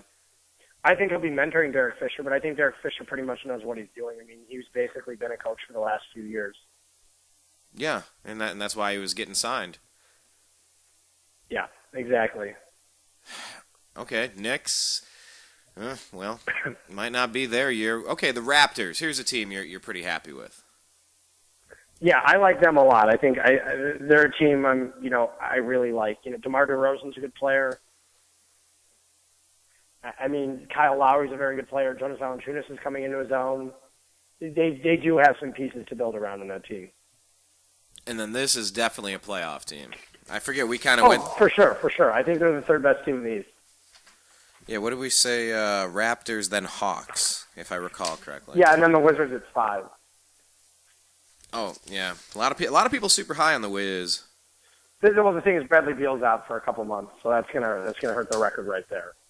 Yeah, well, I don't know where we want to start in the West here, but I'm thinking why not just start with the Northwest, because there's another player with the Oklahoma City Thunder who's going to be starting not on the court. Let's talk about Durant and what we're going to get out of the Thunder. I mean, obviously they're a playoff team with or without Durant. I mean, with Russell Westbrook running the show, you're still going to put up a minimum of 40-something wins. I mean, I'm not saying the whole season. I'm saying 6 weeks without Durant, they're still a playoff team. They're still a good team. Are they a great team? Not by any means without Durant. I think it's going to hurt them. I mean, who knows? All I know is if I were a team, if I'm let's say Oklahoma City somehow winds up in there as a 6th seed because of early season records. They're not a team that anybody's going to want to face in the first round of the playoffs. I could understand that. So what? That'd be a 3 would play a 6? Is that? Yeah, and I don't know if they're the second best or I think they're the third best team in the West this year. I think the Spurs are better than they are, obviously, and I think the Clippers are going to be really good this year too. Yeah. I mean, with a new owner and new energy there, Steve Ballmer's an interesting cat, but we'll get to him in a minute. What about the Trailblazers? Here's a team that was starting to put some stuff together. You obviously mentioned Lillard a second ago. Yeah, well, Lillard, Aldridge, they've got Robin Lopez. They've got a solid foundation in place. Nicholas Batum. They put up a really good year last year, and I think they're going to be even better this year. I think they won about 54 games last year. They should be in the mid to high 50s again this year. I mean, there's nothing stopping them. They look like they can shoot the ball well. They do just about everything well. They're a solid team. Is it a team that could actually contend to take that conference? I don't know if they're there this year. I don't think they can beat the San Antonio. They didn't last year. They couldn't even beat Houston. They did beat Houston last year. But they did get to the second round, but I don't think they're ready for that just yet. I think they might be another year away and another piece away. Another piece away. What about a team that got a couple of pieces? The Minnesota Timberwolves, obviously, were the big trade partners, getting rid of an unhappy, disgruntled, ready to move on ex-wife named Kevin Love. And, they get a couple pieces back. Anthony Bennett, you and I had talked about at length. He was looking a lot better, and he'll probably have a really good season. Or he'll probably be the best he's ever been this season, and he could be a very solid to good player. If he's worse than he was last season, he shouldn't be in the NBA. Agreed. And he started getting it together toward the end of the season, kind of a little too late. But it really is a raw player that almost as a number 1 pick, he was supposed to be a bit of a project, wasn't he? He hasn't been playing basketball for all that long. He was pretty NBA ready. Huh. I thought he was brand new to basketball. Like, he didn't play a lot. No, in college. That wasn't him. Who the heck am I thinking of? I don't know who you're thinking of, but it's not him. Jordan Hill, maybe? I don't know. It wasn't. Jordan Hill didn't start playing basketball as a junior of high school. Could have been. But, no, Bennett's one of those guys who could, I doubt he's going to put up 18 and 10 this year. He's more one of those guys who can put up 15, 8, or 9 if he's got the right head on his shoulders and he stops taking 3-pointers. Yeah. Well, that's his biggest weakness right now. So what about the rest of the team with Rubio, with Andrew Wiggins, the number 1 overall pick this year? The problem is they're going to wind up losing Rubio in a couple of years too. Because they will wind up losing Rubio because I don't think Rubio's worth max money. I don't think he is. He's a terrible shooter. He's a facilitator, but the guy cannot shoot. I think Wiggins is going to have some growing pains on that team. But, Wiggins is going to be the star player of that basketball team. And he quickly adopted that persona when he thought he was going to, go alongside a superstar like Kyrie Irving or with LeBron, for however that played out. I saw in an interview, he was just like, he's kind of excited. He's at least saying that he's excited to be the man. He's excited that he's the man, but trust me, he would have been worth a lot more money in Cleveland than he would be in Minnesota. Just the exposure he would have been getting as a rookie in Cleveland as a starting 2 guard. Because let's just say, hypothetically, that he wasn't involved in the Love trade, and let's say they would have sent Waiters and Thompson and Bennett. Let's just say, hypothetically. And then you're there with the lineup of Kyrie Irving, Andrew Wiggins, LeBron, Love, and Bergeau. Wiggins would have been, contending on a title team his rookie season. That's where I'm getting at here. You'd much always rather win than, it's going to take 4 years for that team to be good. They're very, very young. Wasn't that kind of the Magic Johnson story? Didn't he come out of Michigan State and instantly start rocking it? Yeah, but the Lakers, those were the Showtime Lakers. Yeah, of course. Well, it would have been the Showtime Cavs with LeBron and Kyrie and Kevin Love as well, but... the difference between the Lakers, though, when Magic was there, it's a totally different scenario. I mean, don't forget too, the Lakers are the Lakers, and the Timberwolves are the Timberwolves. The Timberwolves have missed the playoffs for a long time, for a reason. Yeah, perpetual. It's they have like an Oakland Raiders thing going on where it's Cleveland Browns while we're at it. It's just like you just can't really dig your way out. Talk about a team that did. Just by the way, Magic Johnson's rookie year on that team. He had Kareem. I mean, he had some good players on that team. Kareem. He had Norm Nixon. I mean, he had a solid team there. So they won 60 games his rookie year. Well, yeah, but I mean, if you're playing alongside LeBron James and Kevin Love, I mean, those are some big names too. Yeah, he would have put up some big numbers in Cleveland. I know he would have his rookie year. I mean, he wouldn't have put up a ton of points, but definitely his presence would have been felt. I can tell you that. What if Magic Johnson played with LeBron James on a team? Oof. Yeah, how would that work? Because they're both the ball handler, facilitator. Huh. They would have been able to play LeBron. I mean, he played with Dwayne Wade. Dwayne Wade was a facilitator, and he basically was a point guard too.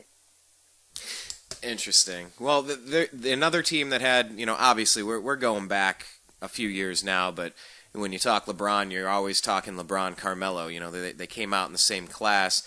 They were right by each other. It was almost like, the number one. It was the Carmelo versus LeBron debate. Oh, if we end up with Carmelo, that'll be great, but we really want LeBron. The Denver Nuggets.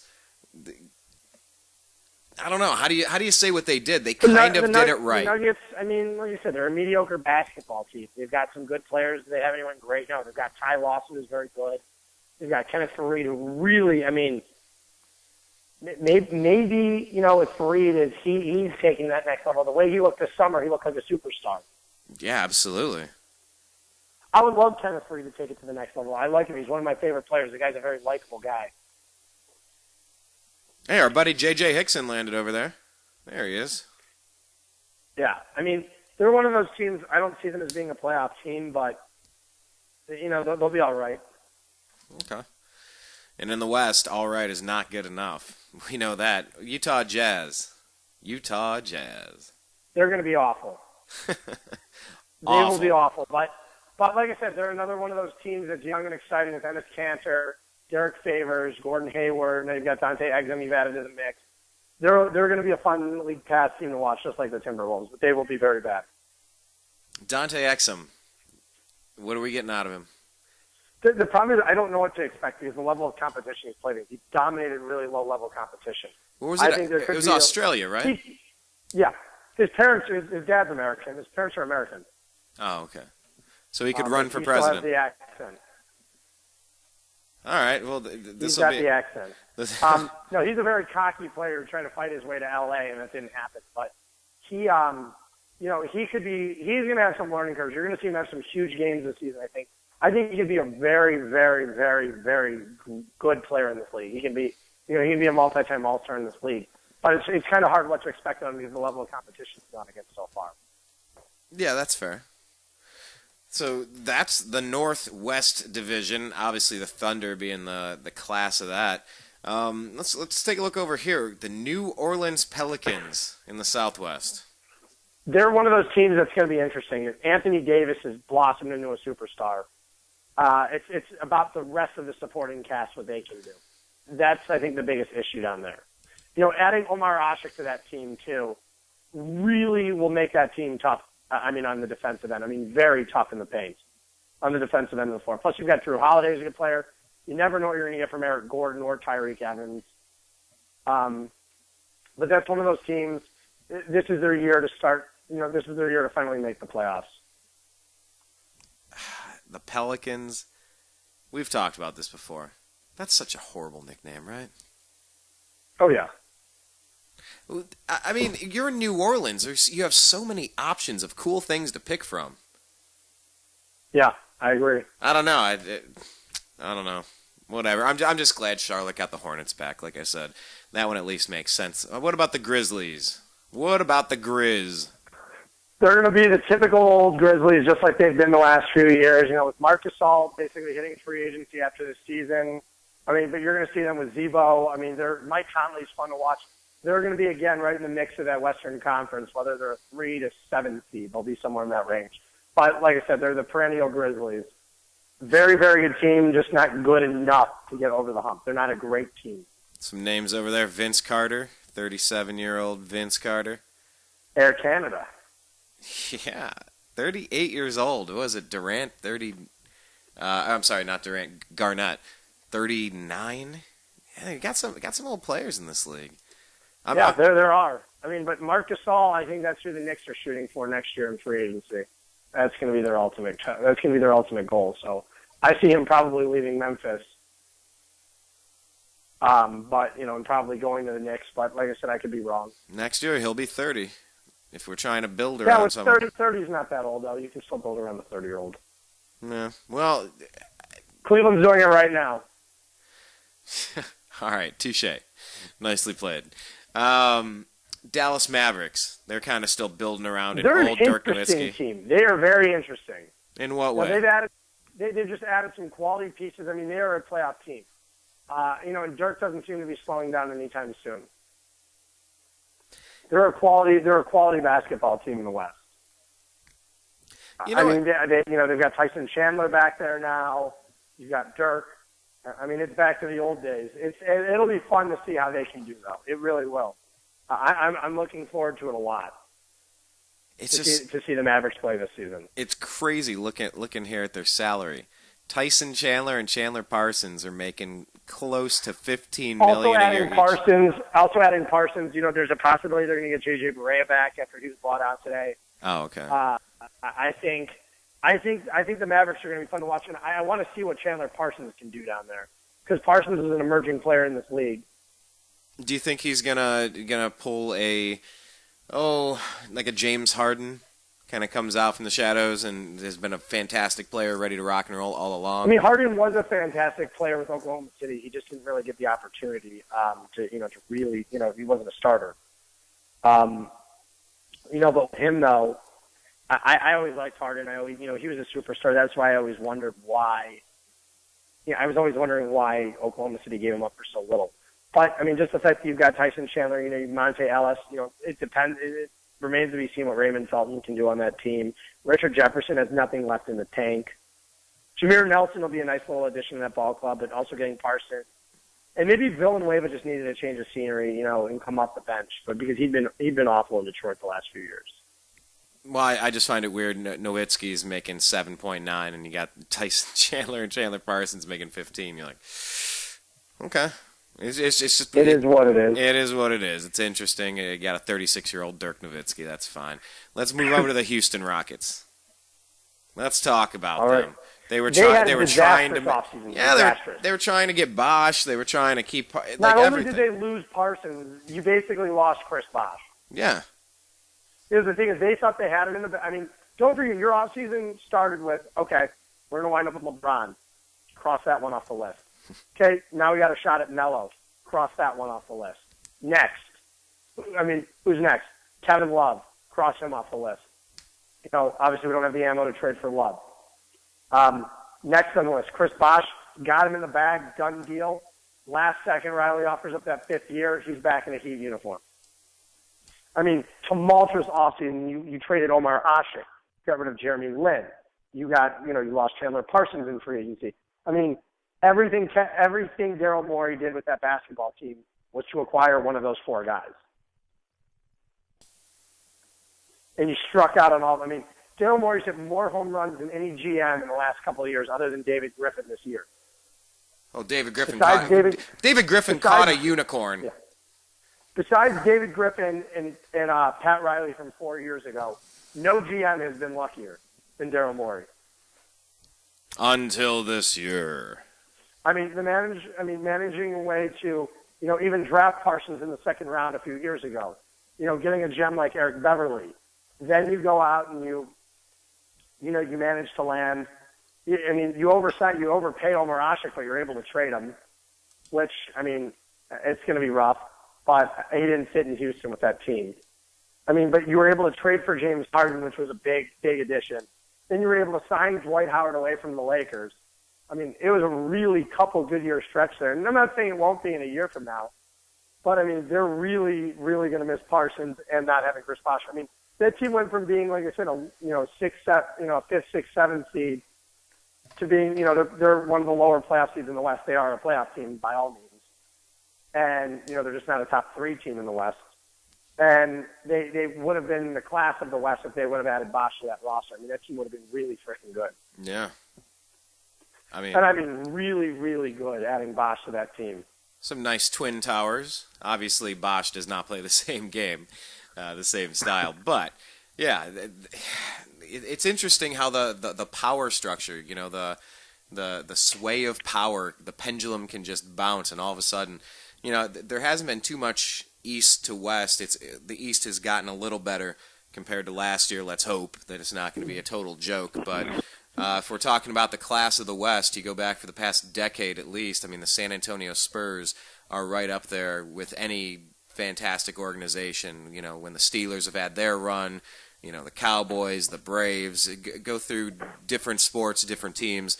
The San Antonio Spurs have just been the definition, the encyclopedia definition of stability, consistency, and excellence.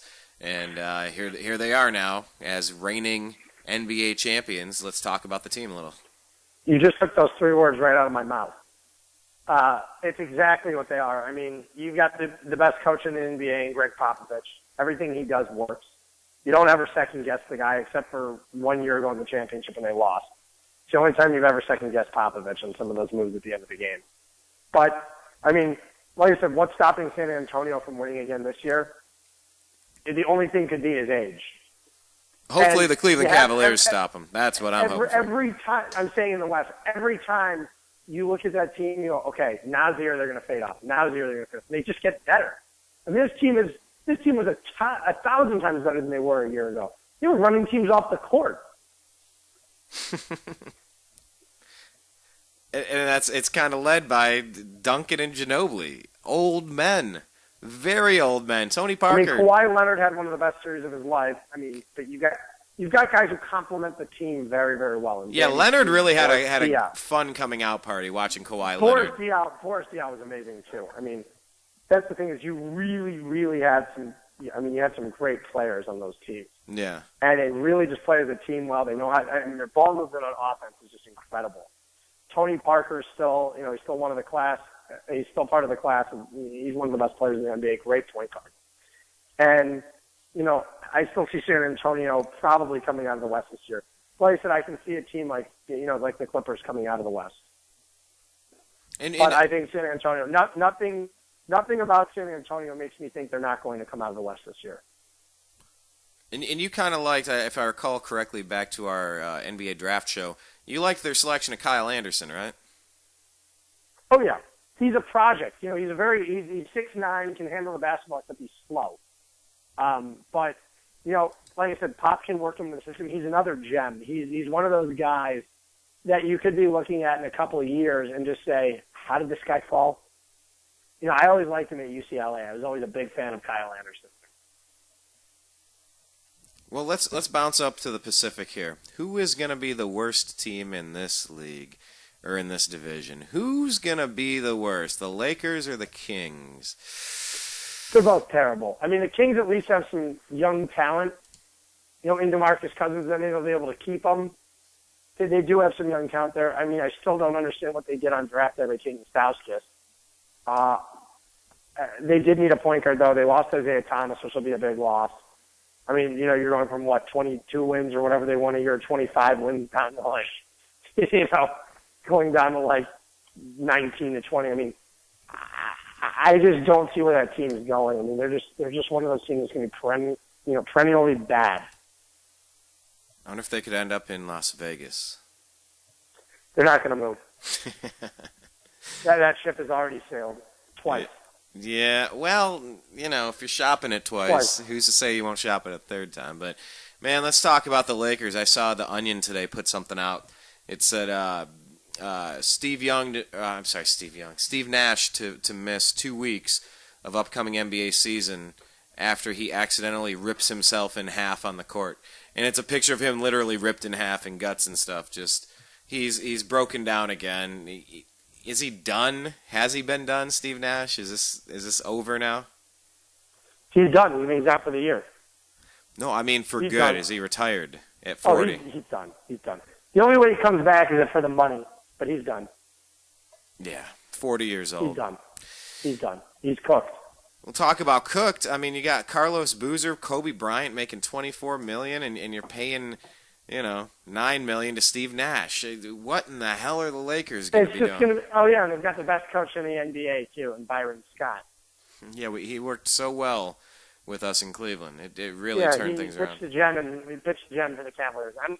That team's a disaster waiting to happen this year.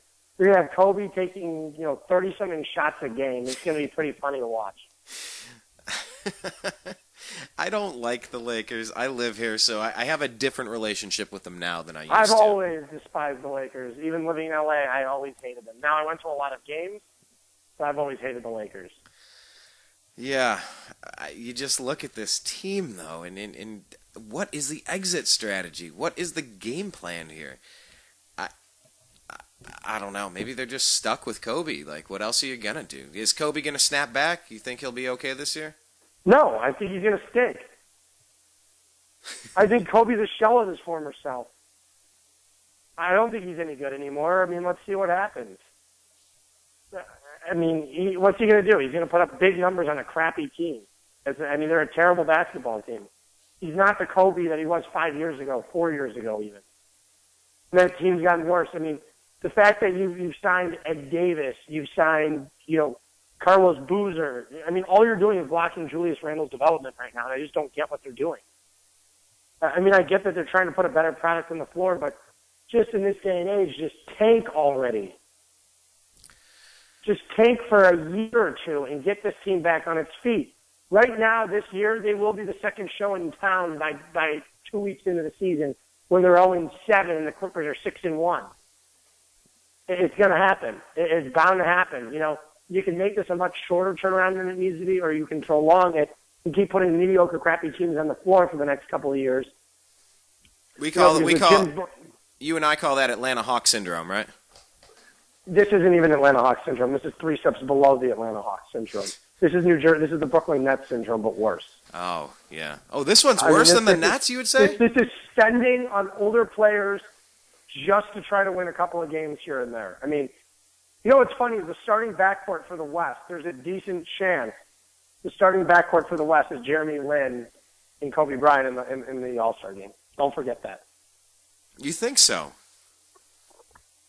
I'm not saying Lin's going to be an All-Star. He's going to put up All-Star numbers. Don't forget about the Asian vote. Yao Ming didn't even play a game and he got voted in as the starter. I would hope the fans are smart enough to make Chris Paul the starter. Do we know? You hope the fans are smart enough to put James Harden as the starting shooting guard over Kobe Bryant. Well, you saw all the Derek Jeter love that he got this year when a legend's coming there. I mean, it's different. I mean, it's shortstop. I mean, he was going to get that love no matter what. Yeah, I never liked the Yankees, and I never cared for Jeter. So, for everyone that really got all excited for that, not here, not so much. I at least respect the guy. I mean, I went to his last 2 games at Progressive Field over the summer. I mean, it's still, like I said, he's one of the last few players. He's one of the last players from the generation I grew up with in baseball. Watching, it was almost reminiscent of just watching great baseball back in the 90s. It reminded me, like I said, I know we're getting off topic here, but I know it reminded me of the days when the Indians were playing those stellar teams in the 90s. Yeah. And the Yankees, basically, where I could name every player in baseball back in the 90s and the early 2000s. I mean, I could go back and give you the Yankees starting lineup any time in the 90s. I can tell you Tino Martinez, whether it was, Alfonso Soriano, whether it's Chuck Knobloch, Paul O'Neill, Derek Jeter, Scott Brocious, Paul O'Neill, Bernie Williams, when those teams even had, I mean, I can go a decade Dave of Rocco. Justice. I can go back. And that's how I grew up, and that's the era of baseball I love. I don't love this era of baseball. I really don't. I still watch and I still like it. But I said baseball is much more entertaining 10, 15 years ago. Well, we were talking about the Cavs, how they might have the best offense in the history of the NBA coming up. But we kind of compared it in the first part of the show, if I'm recalling correctly, because a couple days have elapsed. Like the mid to late '90s Indians offensive juggernaut teams that used to come out there. I mean, it was unbelievable watching this team put up 15 runs in a game. And you look at the All-Star team, and it was all Cleveland Indians. It was Lofton, it was Sandy Alomar, it was Ramirez and Tomey and Bell. There's a decent chance in the East that 3 of the 5 starters are from Cleveland. There's a decent chance. Who's gonna beat them out? I mean, in the East, at point guard, I mean, it just depends who the fan favorite is at point guard. That's going to be the issue. Yeah, I could see 3 of the 5 I being mean, from like Cleveland. I said, Derrick Rose, it could be Derrick. You know, it could very well be Kyrie this year. Depends how the Cavs are playing. If the Cavs are sitting there dominating, you know, like I said, they're going to be getting the national stage. They're going to be getting the national attention. And if they're sitting there kicking everybody's asses every night, you know, there's a decent chance they will have all 3. They'll have 3 of 5 starters in the All-Star game. If not, they'll have 3 players in the All-Star game. Oh, yeah, that's a given. I'll put $100 on it right now. But let's talk about another offensive juggernaut team. You know, those run and gun Suns used to really rattle off points. I like what they did this offseason. Their backcourt is very good. It's Goran Dragic. You've got Eric Bledsoe. You just added Isaiah Thomas to the mix, who is another big addition. I think Phoenix is on the upswing. They will make the playoffs this year. Definitely playoffs. I'm going to say so. They came on strong last year. That was with Bledsoe being hurt. You had Isaiah Thomas in the mix. I really, really like the Phoenix Suns a lot. Oh, and you're getting a healthy Alex Len this year. So, you know, kudos to them on that one, because if he's healthy and he can play, they've got themselves a good player. So we're going to get good things here. I think we can spend an extra second or two on this. I believe UFC is MMA. I think the Suns are one of his local teams, and he's a Bulls fan. So Alex Len coming back healthy this year. Pretty excited for him. I think that'll be a bonus having Alex Len, you know, in the lineup every day. I mean, the Morris twins.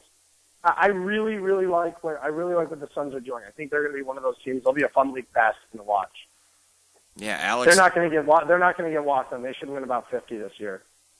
All right, so they're going to make the playoffs. In my mind, they will. Very cool. Yeah, I could see that. I could see him being like a 7 or 8 or something.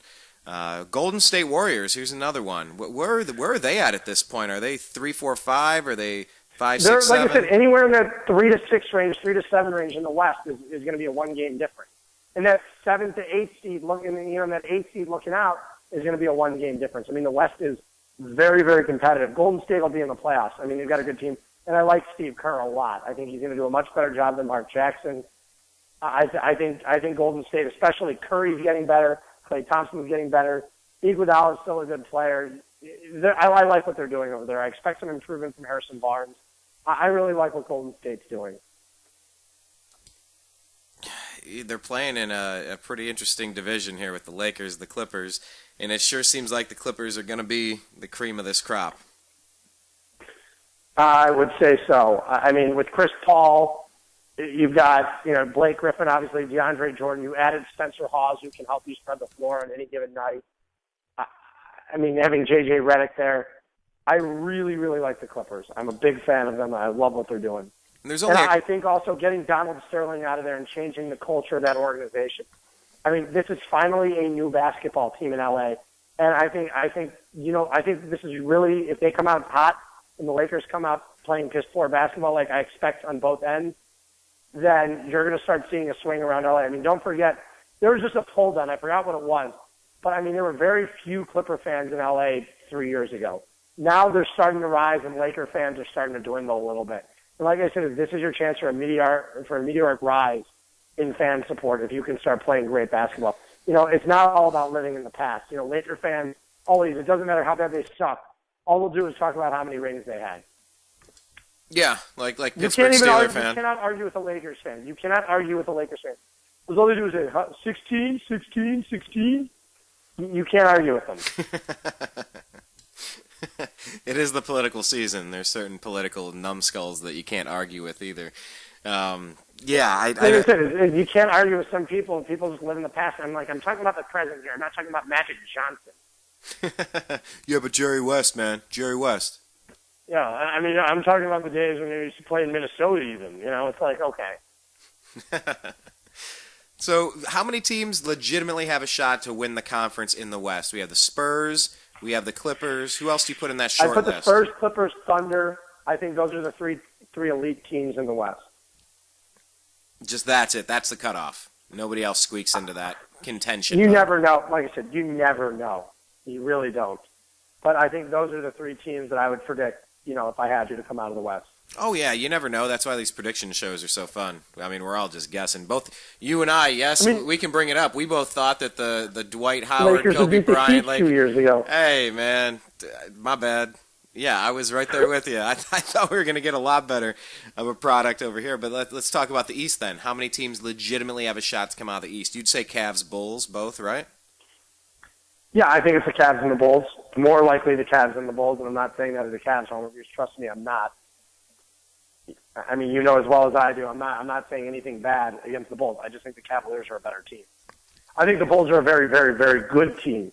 I think they're going to be right there. I just think the Cavaliers are better built for the playoffs than the Bulls are. And that's the cutoff in the East, pretty much those two. Yeah. Yeah, I don't see anyone who's even in the same class as they are. No, I don't see it either. I see some teams that are solid, that are good, that could extend a series, but I don't know. I mean, when you bring the Globetrotters to town, this is going to be an incredible season. Where do you think they cap out wins wise? If we talked about this in the first half of the show, sorry listeners, but I kind of forget. It's been a few days. Win total. Win total. What was it? What's the record all time? That's 72 or 73 with the Bulls? 72. 72. Yeah, 72 and 10. I don't think anyone's going to break that this year. I really don't. I have super high hopes for my Cavs. I'm the eternal optimist. I do too. I just don't think they're going to win 73 games. I mean, it's really tough. That's why nobody's ever done it. I know. My joke this week has been asking people, so do you think the Cavs can do it? Do you think they can do it? You think they can go undefeated this year? They're not going undefeated. That'd be ridiculous. I mean, who knows? But no, I would never expect that. That's insane. But let me ask you this overall. Mock draft for next year. What are a couple of the names? You mentioned Okafor. Just in advance. I love Jahlil Okafor. I mean, that's who I've been high on. There's Miles Turner. There's a couple guys I really, really like in next year's draft. But I'm a huge Jahlil Okafor fan.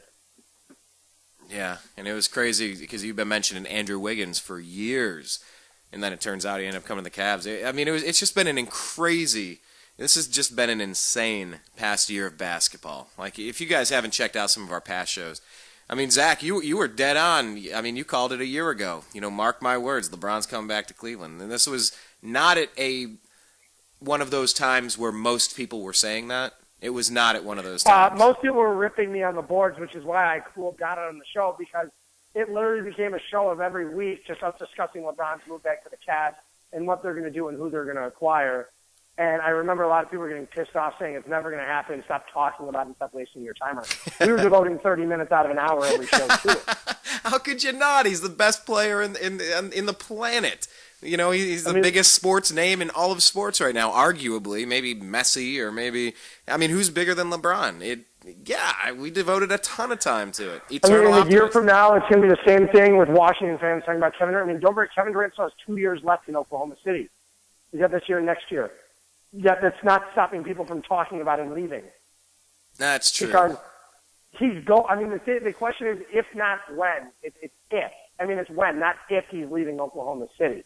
I mean, I can stand here and he can sit there and defend OKC all he wants right now.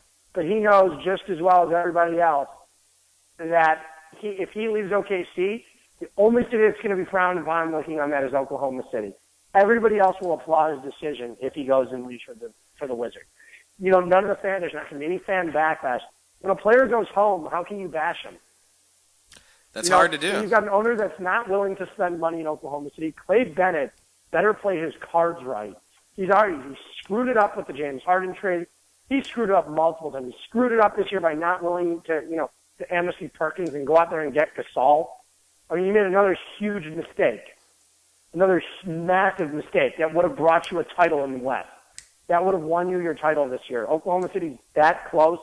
Gasol would have gotten them there. You know, when you've got a front court of Gasol, Serge Ibaka, Kevin Durant, you know, Steven Adams, I expect to have a much bigger year, and you've also got Nick Collison. I mean, you got to be kidding me. In your backcourt, you've got Reggie Jackson and Russell Westbrook. That's a team that would be able to win it all. And instead, once again, Clay Bennett's reluctance to go into the luxury tax cost them again. And trust me, you will have a pissed off Kevin Durant. And Oklahoma City likely will never be in this position ever again once they lose Durant. The Cleveland LeBron thing was a little rare because he grew up in Akron. You know. Here's the thing: Cleveland's a city 5 times the size. You know, it's 3 or 4 times the size of Oklahoma City. It's a much bigger city. The Cleveland metropolitan area, you know, when you look at the entire metropolitan area, is still around 4 million people. The Oklahoma City one's not even 1 million. I mean, it is a small little hick-ass town in the middle of Bumble, you know what, USA. It's always been your favorite place. I mean, like I said, I know I rip on OKC a lot. It's not a place I enjoy. Hey, that's fair. We all it's have a those places. Small city with nothing to do. You know, you're not on a body of water. It literally offers nothing except for tumbleweed and red clay. And so you could see Durant going to the Wizards. It's not I could see. He's leaving. Yeah. I mean, the Wizards have already hired his former high school coach. They've hired some of his friends already. The Wizards know what they're doing, and trust me, they'll wind up with him. And if they don't, he'll go to New York. But I tend to think everything says his best marketing ploy too, and he's all about building his brand, is not in Oklahoma City. He will blow up being the top 5 market in the NBA. And imagine that rivalry he'll have with LeBron James in the Eastern Conference. Oh. Imagine that one. Reigniting that Cavs-Wizards rivalry. That was the biggest thing in the NBA a couple of years ago, other than Celtics-Lakers. Yeah, that when Wizards, they played in the title 2 years. It was always contentious. I'm saying that this will reignite a big-time rivalry in the NBA, and it is good for the game. I don't know if it's good for the Cavs, though, to put Durant there. This is essentially, you know, the bad boy Pistons against the Bulls back in the early 90s.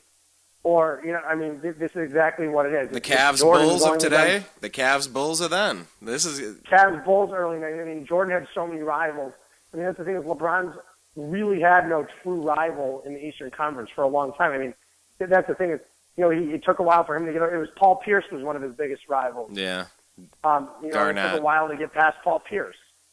It took a while to get past him. And once he did, okay, it was all good.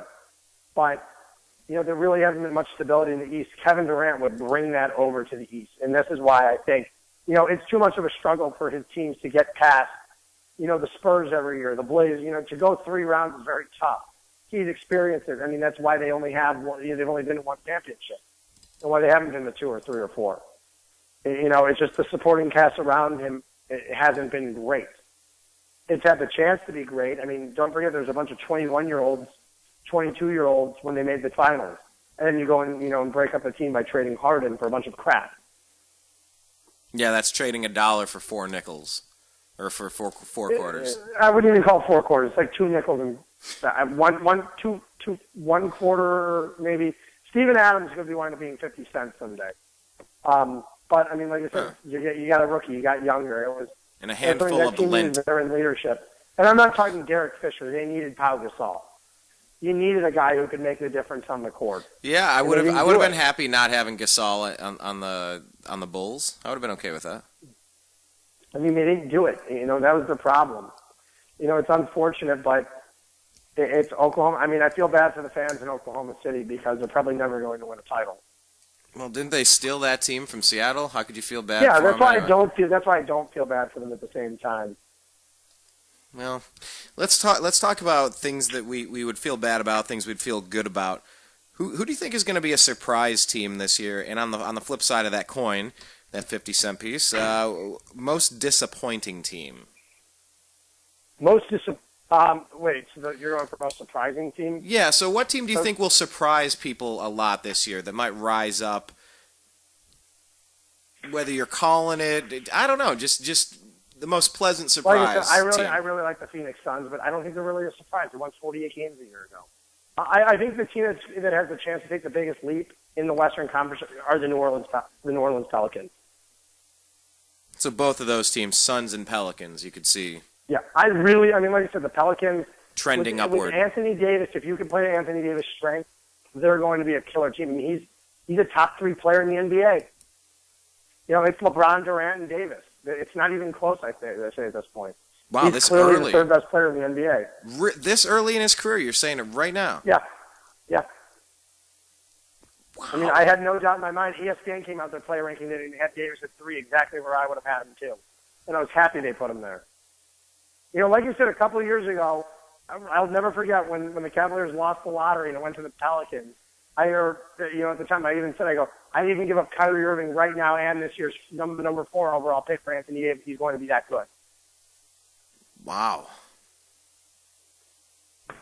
I mean, he is that good. He's a freak on the defense end. Like I said, when he got drafted, it didn't even matter if he had no offensive game. He was going to be a star no matter what. You know, you could just tell in college the guy was a superstar waiting to happen. And here's the thing.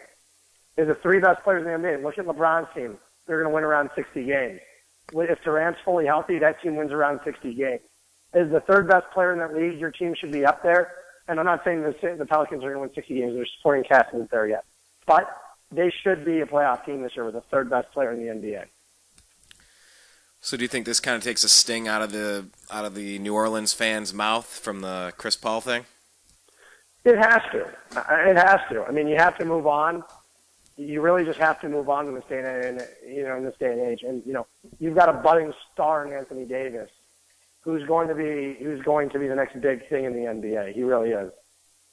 He's one of those guys in 5 years that could wind up going and playing for his hometown Chicago Bulls. But I'm not ready to talk about Davis leaving New Orleans yet. It's too early. Yeah, as a mid-market fan, I hate watching a player that I grew up with, bounce to another team, whether it's Albert Bell or Jim Thome or, when we go ahead and trade back-to-back Cy Young winners with CC Sabathia and Cliff Lee. Like, you got to be kidding me. But the thing is, LeBron's the one who sparked the going home movement. So now if you ever see a player doing it, you can't sit there and rip him for it. All right. If a player goes and jets a team and goes, I wanted to play at home, you can't be like, what a douche. He went and played for his hometown team. Bring his hometown team a title. That's what I'm getting at now. It's you can't go and, like I said, nobody's going to be pissed off at Kevin Durant other than the Oklahoma City fans once he leaves, if he leaves for Washington. Do you think every top 20 player that has developed a bit of a consistent game, a little bit of pull, a little bit of power, a little bit of success, do you think a lot of these top 20 players are now looking toward their hometowns to see if there's a way they can... I think it's very rare, but I think a couple of them will. I mean, there's a difference. Going home to play in L.A. is something I could see Russell Westbrook doing in a couple of years. I mean, that I totally envision that one happening. He's a hometown kid. He played at UCLA. The whole Kevin Love thing going to the Lakers, if it ever happens, it won't happen for probably another 5-6 years. I expect him to be in Cleveland as long as LeBron's here. Yeah, I hope so. He's not going to be walking anytime soon. I wouldn't panic. I still don't like that he's not signed for longer than a year. I'm telling you, don't worry about it. Don't worry about it. He's not going to walk out LeBron. He's not. This is where he wants to be. He helped facilitate that trade. This is exactly where he wants to be. He wouldn't have been asked to be traded here for one season if this isn't where he wanted to be. He just wrote it out in Minnesota, and trust me on that one. All right, I'll trust you. You were right about him coming home. He's a Cavalier for a reason. I mean, he'll stay here. I'm not Ooh, have you seen the new Cavs? They're putting out drawings and they're showing what they've done to the scoreboard. Yeah, I've seen it. I'm looking out my window right now, waiting for that new LeBron mural to go up Thursday morning. Oh, you have the view right there? You've been to my apartment. You can see it. Yeah, but I don't recall looking out that particular window. Yeah, we were pretty wasted. I think we spent a little bit. I think we spent a little bit more time near your bar. You can see the entire city from my apartment. I've got a straight-on dead view though in my living room of it, like straight-on dead on my floor. And I'm high up, so it's like it's bam, straight ad. Yeah. You hitting up some more Browns games this year? Oh, I've been every single home game so far. I've flown back for every single home game so far. Man, I've made myself in town for every single one. Well, real quick, because I a couple of other NBA questions to wrap this up here, but what do you make of the Browns' win against the Raiders? You know, it was a sloppy first half, and I was pissed. I mean, I was just exhausted yesterday, and it was like, I was just tired, and I was like, oh God, I was like, come on. And then all of a sudden, once Whitner caused the fumble, the Browns started moving the football. I mean, they orchestrated another nice drive, scored a touchdown, and then, you know, there's the other fumble, and they capitalized on that, and boom, you're up 23-6, and the game's over. I mean, they you know, like I said, people are like, oh, they beat the Raiders, they're an inferior opponent. I was like, the Chargers barely beat them the week before. A win's a win. It doesn't matter how you win in the NFL. You know, someone goes, oh, they're going to get their eyes opened up once they play some good teams. And I go, they beat the Saints. I go, they barely lost to the Steelers, and then they went and kicked Pittsburgh's ass 2 weeks ago. And we allowed a winnable game to slip out of our hands against the Ravens. So you still beat the Tennessee Titans, and that's the thing is you played the Ravens hard and you barely lost to them. You know, there's only one game. Barely lost. It was last play of the game, barely lost. We were winning until they kicked that. If they miss it, we win. It was like a 2-point game, you know? Yeah, exactly. And that's the thing, what I'm getting at right there is saying, you know, people can go all they want, you know, like, yes, Aaron Rodgers is a better quarterback than Brian Hoyer. But by any means, you know, it's not like, you know, I mean, they got their butts kicked by the Saints last night, a team that we beat. You know, Hoyer played well enough to win all season. I don't understand why people are starting to call for his head because they only scored 23 points against Oakland. A win's a win. It doesn't matter how sloppy it is. No. I think it was against the Jaguars where people started calling for his head. He played a bad game, but the thing is right now really you have no running game because Alex Mack is out, and it's clearly taking a hit. It's a totally different team, Zach. I don't know who we could beat the rest of the way. Seriously, they're that line looks so bad. Don't forget, you have the Buccaneers coming to town this week. It's another game you should win. And like I said, I expect a win either against the Texans or the Bengals, and I think they'll beat the Texans at home. I think they will. I think they can beat the Texans at home. And like I said, if you're going in there at 6-4, getting Josh Gordon back, it opens up all new life into this offense. Oh, Lord, yeah. I mean, don't forget how good Jordan Cameron was when Gordon was in the lineup.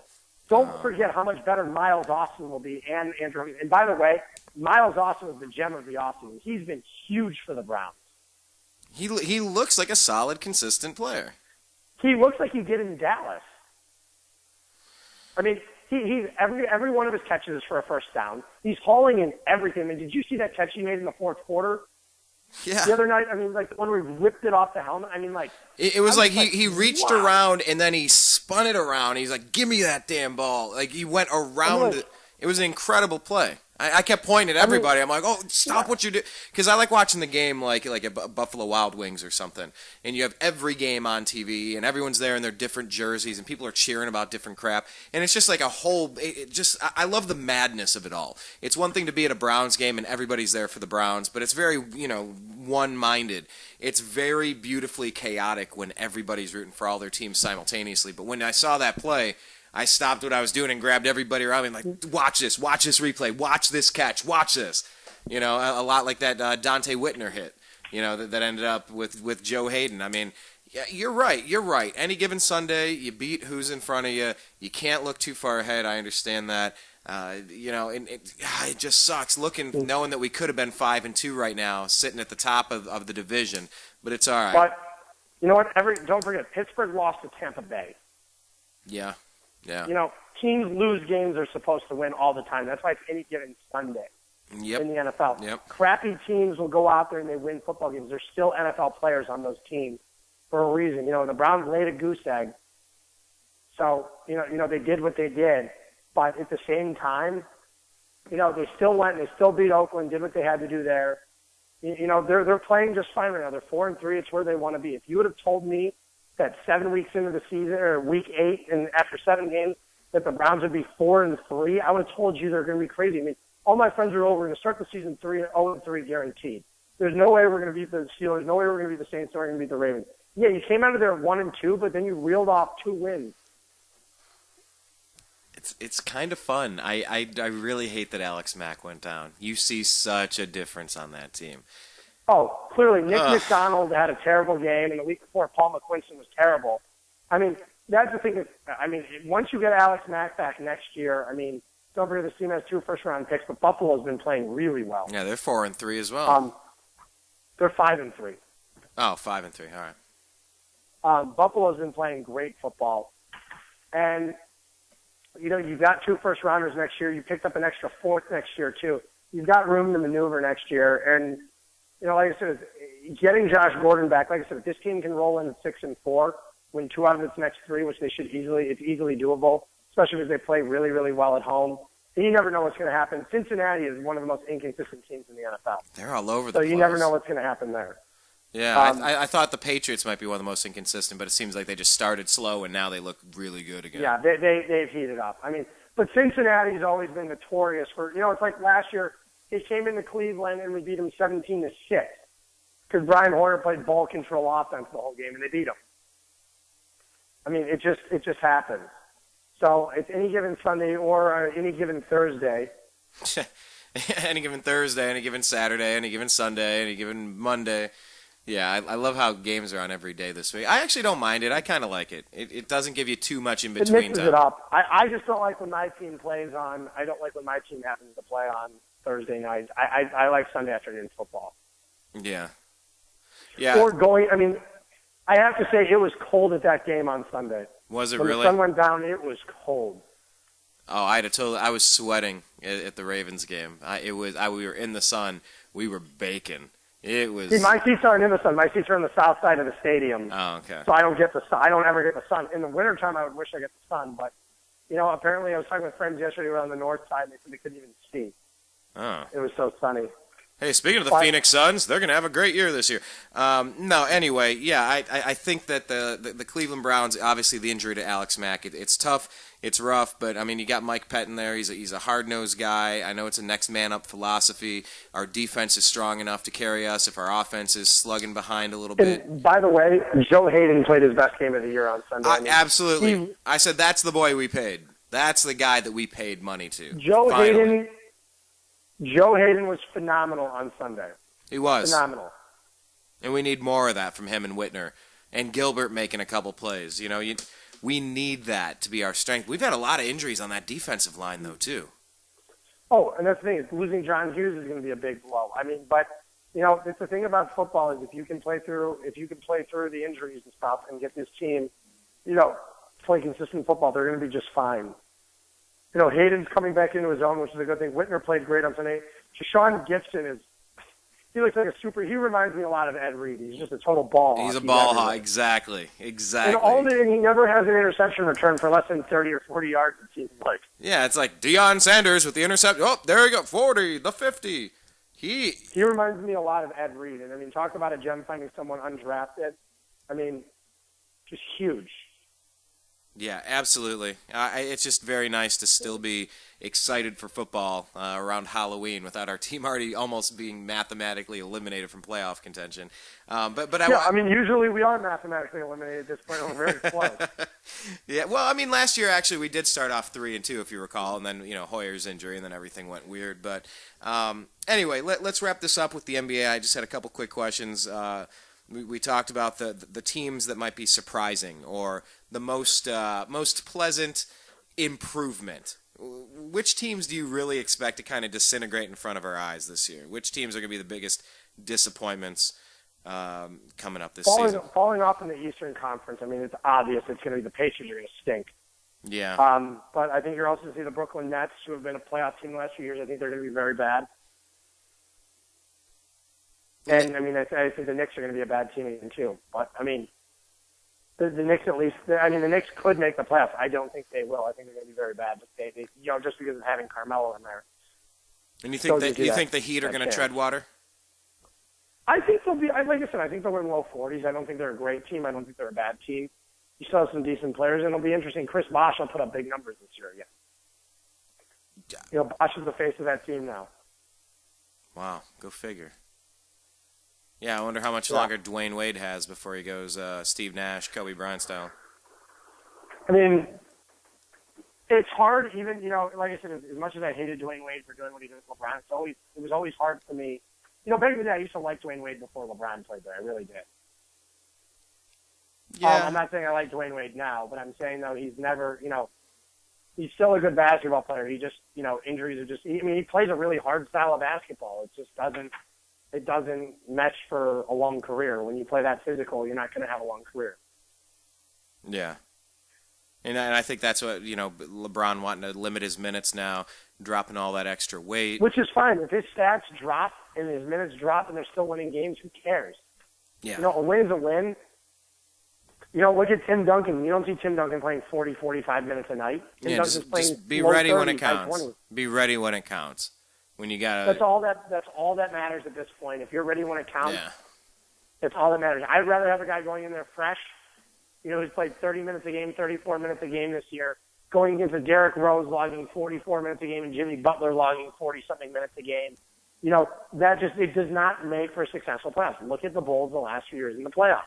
Yep. These guys just break down, and it doesn't go for a long career. Well, when people don't have long careers, it opens the door for rookies. Who do we have in the lead right now as far as Rookie of the Year? Who do you think's going to walk home with it? Ooh, that's going to be a tough one. Yeah. You're welcome, Julius Zach. Randle, but I don't think he'll get the minutes. I think you want to know one player I think could get it is Doug McDermott from the Bulls. Really? Really? Yeah. I like McDermott a lot. I think Wiggins can win it easily, too. I think Jabari Parker will put up some big numbers. I think it's going to be one of those three guys. I don't think if McDermott somehow gets to the point where he's starting, I think you'll see him put up some nice numbers. And especially if that team's winning a lot of games and he's the cause of some of it, he's got a good chance. But right now, I think it'll be Jabari Parker or Wiggins. What about Coach of the Year? Coach of the Year, I'm going with my man David Blatt. Yeah, I'm feeling that too. I think second place will go Steve Kerr, and third place will be Tom Thibodeau. Oh, okay. Not Derek Fisher, though. No. I'm not saying Fisher won't be a good coach. I just don't think he's going to be Coach of the Year. There's a difference between, like I said, I just don't think he has the talent. Yeah, I expect the Cavs to have the best record in the NBA, and usually people like to vote for coaches that are coaching those teams in general. So that's where I was thinking there. What about Comeback Player of the Year? Ooh. That's an interesting one. Can you actually give it to someone like Nerlens Noel because he never started last year? No, he's not. It's Anthony Bennett. It's most improved player. Yeah. Most improved player. You could even go with Anthony Bennett's a choice. I don't think. Well, it could be Bennett. He's not my selection to have it. It's really tough. Derrick Rose can win Comeback Player of the Year. That's a pretty safe. That's going to be the safest bet. Now, most improved player, you're going to see on the lines. You could even look at. The thing is, Jimmy Butler. I just don't think he's got the scoring potential, but defensively, he's just so good. He's one of those guys who could be most improved player. Andre Drummond, even over in Detroit. There's some guys this year who will have great seasons. Big time improvement. And then let's call it one more time. Another guy is Steven Adams from Oklahoma City to watch out on too. I really like what he did towards the end of last year. He's got some big time potential. Yeah, that's your 50-cent piece, right? Yep, 50 cent. Maybe even someday it could be 3/4. Oh. I'm going still on the line with more 50 cents. Fit it. All right, so let's get to our Final Four. March Madness. Let's pretend 2 teams in the East, 2 teams in the West. All right, well, I'm taking Kentucky, and I got to go bear down, so I'm going with Arizona. I'll make a 1 seed.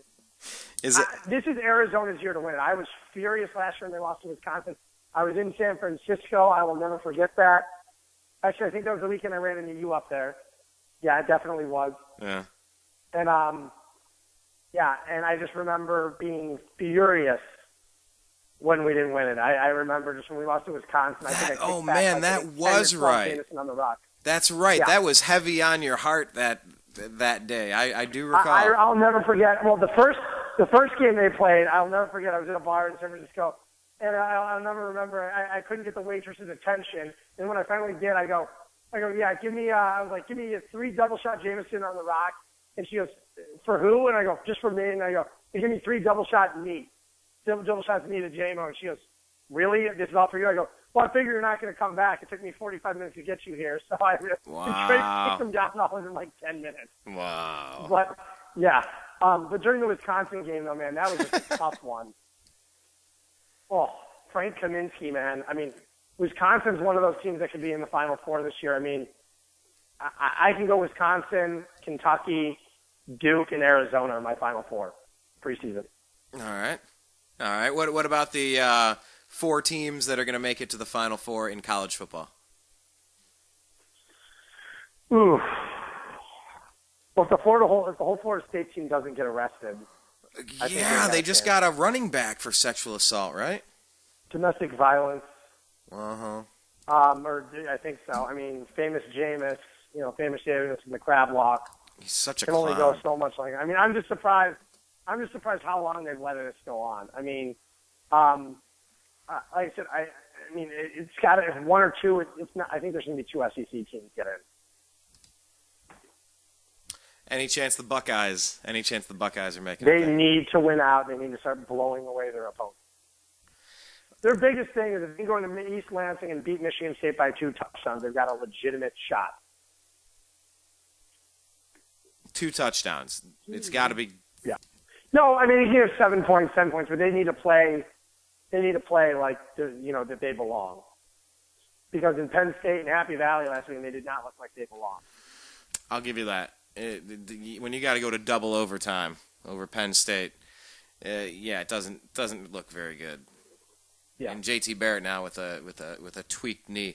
Anyway, Final Four in the NBA. Let's wrap it up here. You're going Bulls, Cavs in the East, right? Yeah. Hands down. Whittle it down to the 2 that are coming out of the West. Don't do this to me. I'm doing this to you. This is what we've been building toward this entire show. Clippers, Spurs. All right, Clippers, Spurs. But now we need a winner out of the East. Cavs. Okay. And the West? I'm going to go again with the Spurs. LeBron versus the Spurs. Nothing would make me happier than to see Cavs Clippers this year. I'd be ecstatic if I could get that. Just you think that would be the most high-flying, exciting? Why would that make you happy? Just because you like the Clippers in the West? I don't love the Clippers. As a fan? I love like I said, I grew up a Cavs fan. Yeah, but yeah. Just in general, I shut up all the Laker fans too. Oh, okay. And then who would win that I series? I have a lot of good friends in LA and family there. I do not like the Lakers. So Cavs versus Clips, who wins? Cavs. But I would say it's going to be Cavs Spurs. And that one, don't do that to me right now because I don't know yet. I have to. I need to see how this team looks. I'm going to go Cavs. I'll go say Cavs. I'm going to say Cavs. Since it's our NBA preview show, we're going to be looking back on this in a couple months. I'm going to say the Cavaliers. You made a wise choice, sir. You made a wise choice. Yeah, I'm not going to say anything else. I mean, I'll put it this way. Last year, I predicted the Cavs at like 50 wins. I sound like a moron. Man, I did too. But you know what? It all worked out for the best. I mean, look at it. It really worked out for the best. Yeah, I mean, who'd have thought Verja would start off having some incredible games and then you shut him down for the whole season? Okay. Yeah. Who would have thought David Griffin could have fixed his mistakes by sending Jarrett Jack, Earl Clark, Andrew Bynum? Andrew Bynum. We were excited for Bynum for a minute. Clark had a strong season the year before. Jarrett Jack had a really good season. I mean, Andrew Bynum, was primed to make a comeback, and God, all 3 of those suck. Speaking of, what the heck was the segue I was going for there? Oh, the people the Cavs signed. Now I'm thinking, we're hearing reports about Tristan Thompson, and negotiations have stalled down. What do you expect to happen there? They'll eventually sign him. I'm not panicking. Do you think we'll get him for a solid value? They're not going to piss off LeBron over this whole thing. I'm telling you that right now. Do you think LeBron's camp would pull for him to sign with the Cavs for less money than to go make a few million more elsewhere? No, they're going to try to get the Cavs to pay him more money. But that's less money they would have to get Kevin Love, to get Ray Allen. They'll be able to sign those guys. Trust me, with the cap going up, they'll have plenty of room. It's not going to be an issue. It's just a matter, is Tristan Thompson worth Kenneth Faried money? No. But is he going to get it? Probably. He'll probably get 10 to 11 million. Okay. It's better than what they would have not having him at all and not having Kevin Love and not having LeBron. So, yeah, something tells me they're going to wind up in a Cavaliers uniform long term. All right. I'll give you that. Well, you're right. We're going to be looking back at this show, and we're going to be wondering if we were correct this time. We've been so off a couple of times, but I'm on the same. We've been so right so many times though too. I mean, that's another thing too. We've hit the hammer on the nail plenty of times in the show. But yeah, like I said, we've had I think our two biggest lapses are when we played the Lakers in the finals 2 years ago. I mean, but like I said, I don't feel stupid doing that because everybody else did it. Right. Yeah, but we have been right. I think I still said the Heat would win that in 7 though. I still think I had the Heat winning the championship, and that's all that matters. Is the Heat did win the championship. And they did. In 7 games. Just against the wrong team. So surprising the Heat got blown out the way they did this year. Just so surprising. Yeah, it would make me so happy. I want to speak positively. Like, it will make me so happy when the Cavs bring home their first title. And the scoreboard looks amazing. If you guys haven't seen it, take a look. I've tweeted it out today at American_media_. I know it's out there, and it's got like swords pointing in all 4 directions up from this huge jumbotron, and they shoot flames, and it's the largest HD in any basketball arena out there. Like, it's almost gaudy. It's almost like, I don't know, it's bigger Cowboy than Stadium. It takes up the whole length of the court. Yeah. But yeah. You know what? It's there for show. I mean, it's a nice arena. It's all about the entertainment value too, and that arena is going to be on national TV every night. Don't forget what the Cavs are trying to do is they're trying to land the All-Star game in a couple of years, and this helps you get it. Absolutely. By having a state-of-the-art facility, which will get it for you. I mean, don't forget, they look at everything. It's tough for a cold-weather city right now to get the All-Star game. I mean, right now, you've been here. I mean, look at all the new hotels going up. Oh, yeah. Look at all the new apartments going up. Stark's building, there are 4 new buildings in the parking lots of the Q in a couple months, starting in January. That whole area is going to be transformed down there, and that's exactly what they want. They want the hotel. They've got the convention center now to hold the Fan Fest. A couple of years ago, they couldn't have gotten it.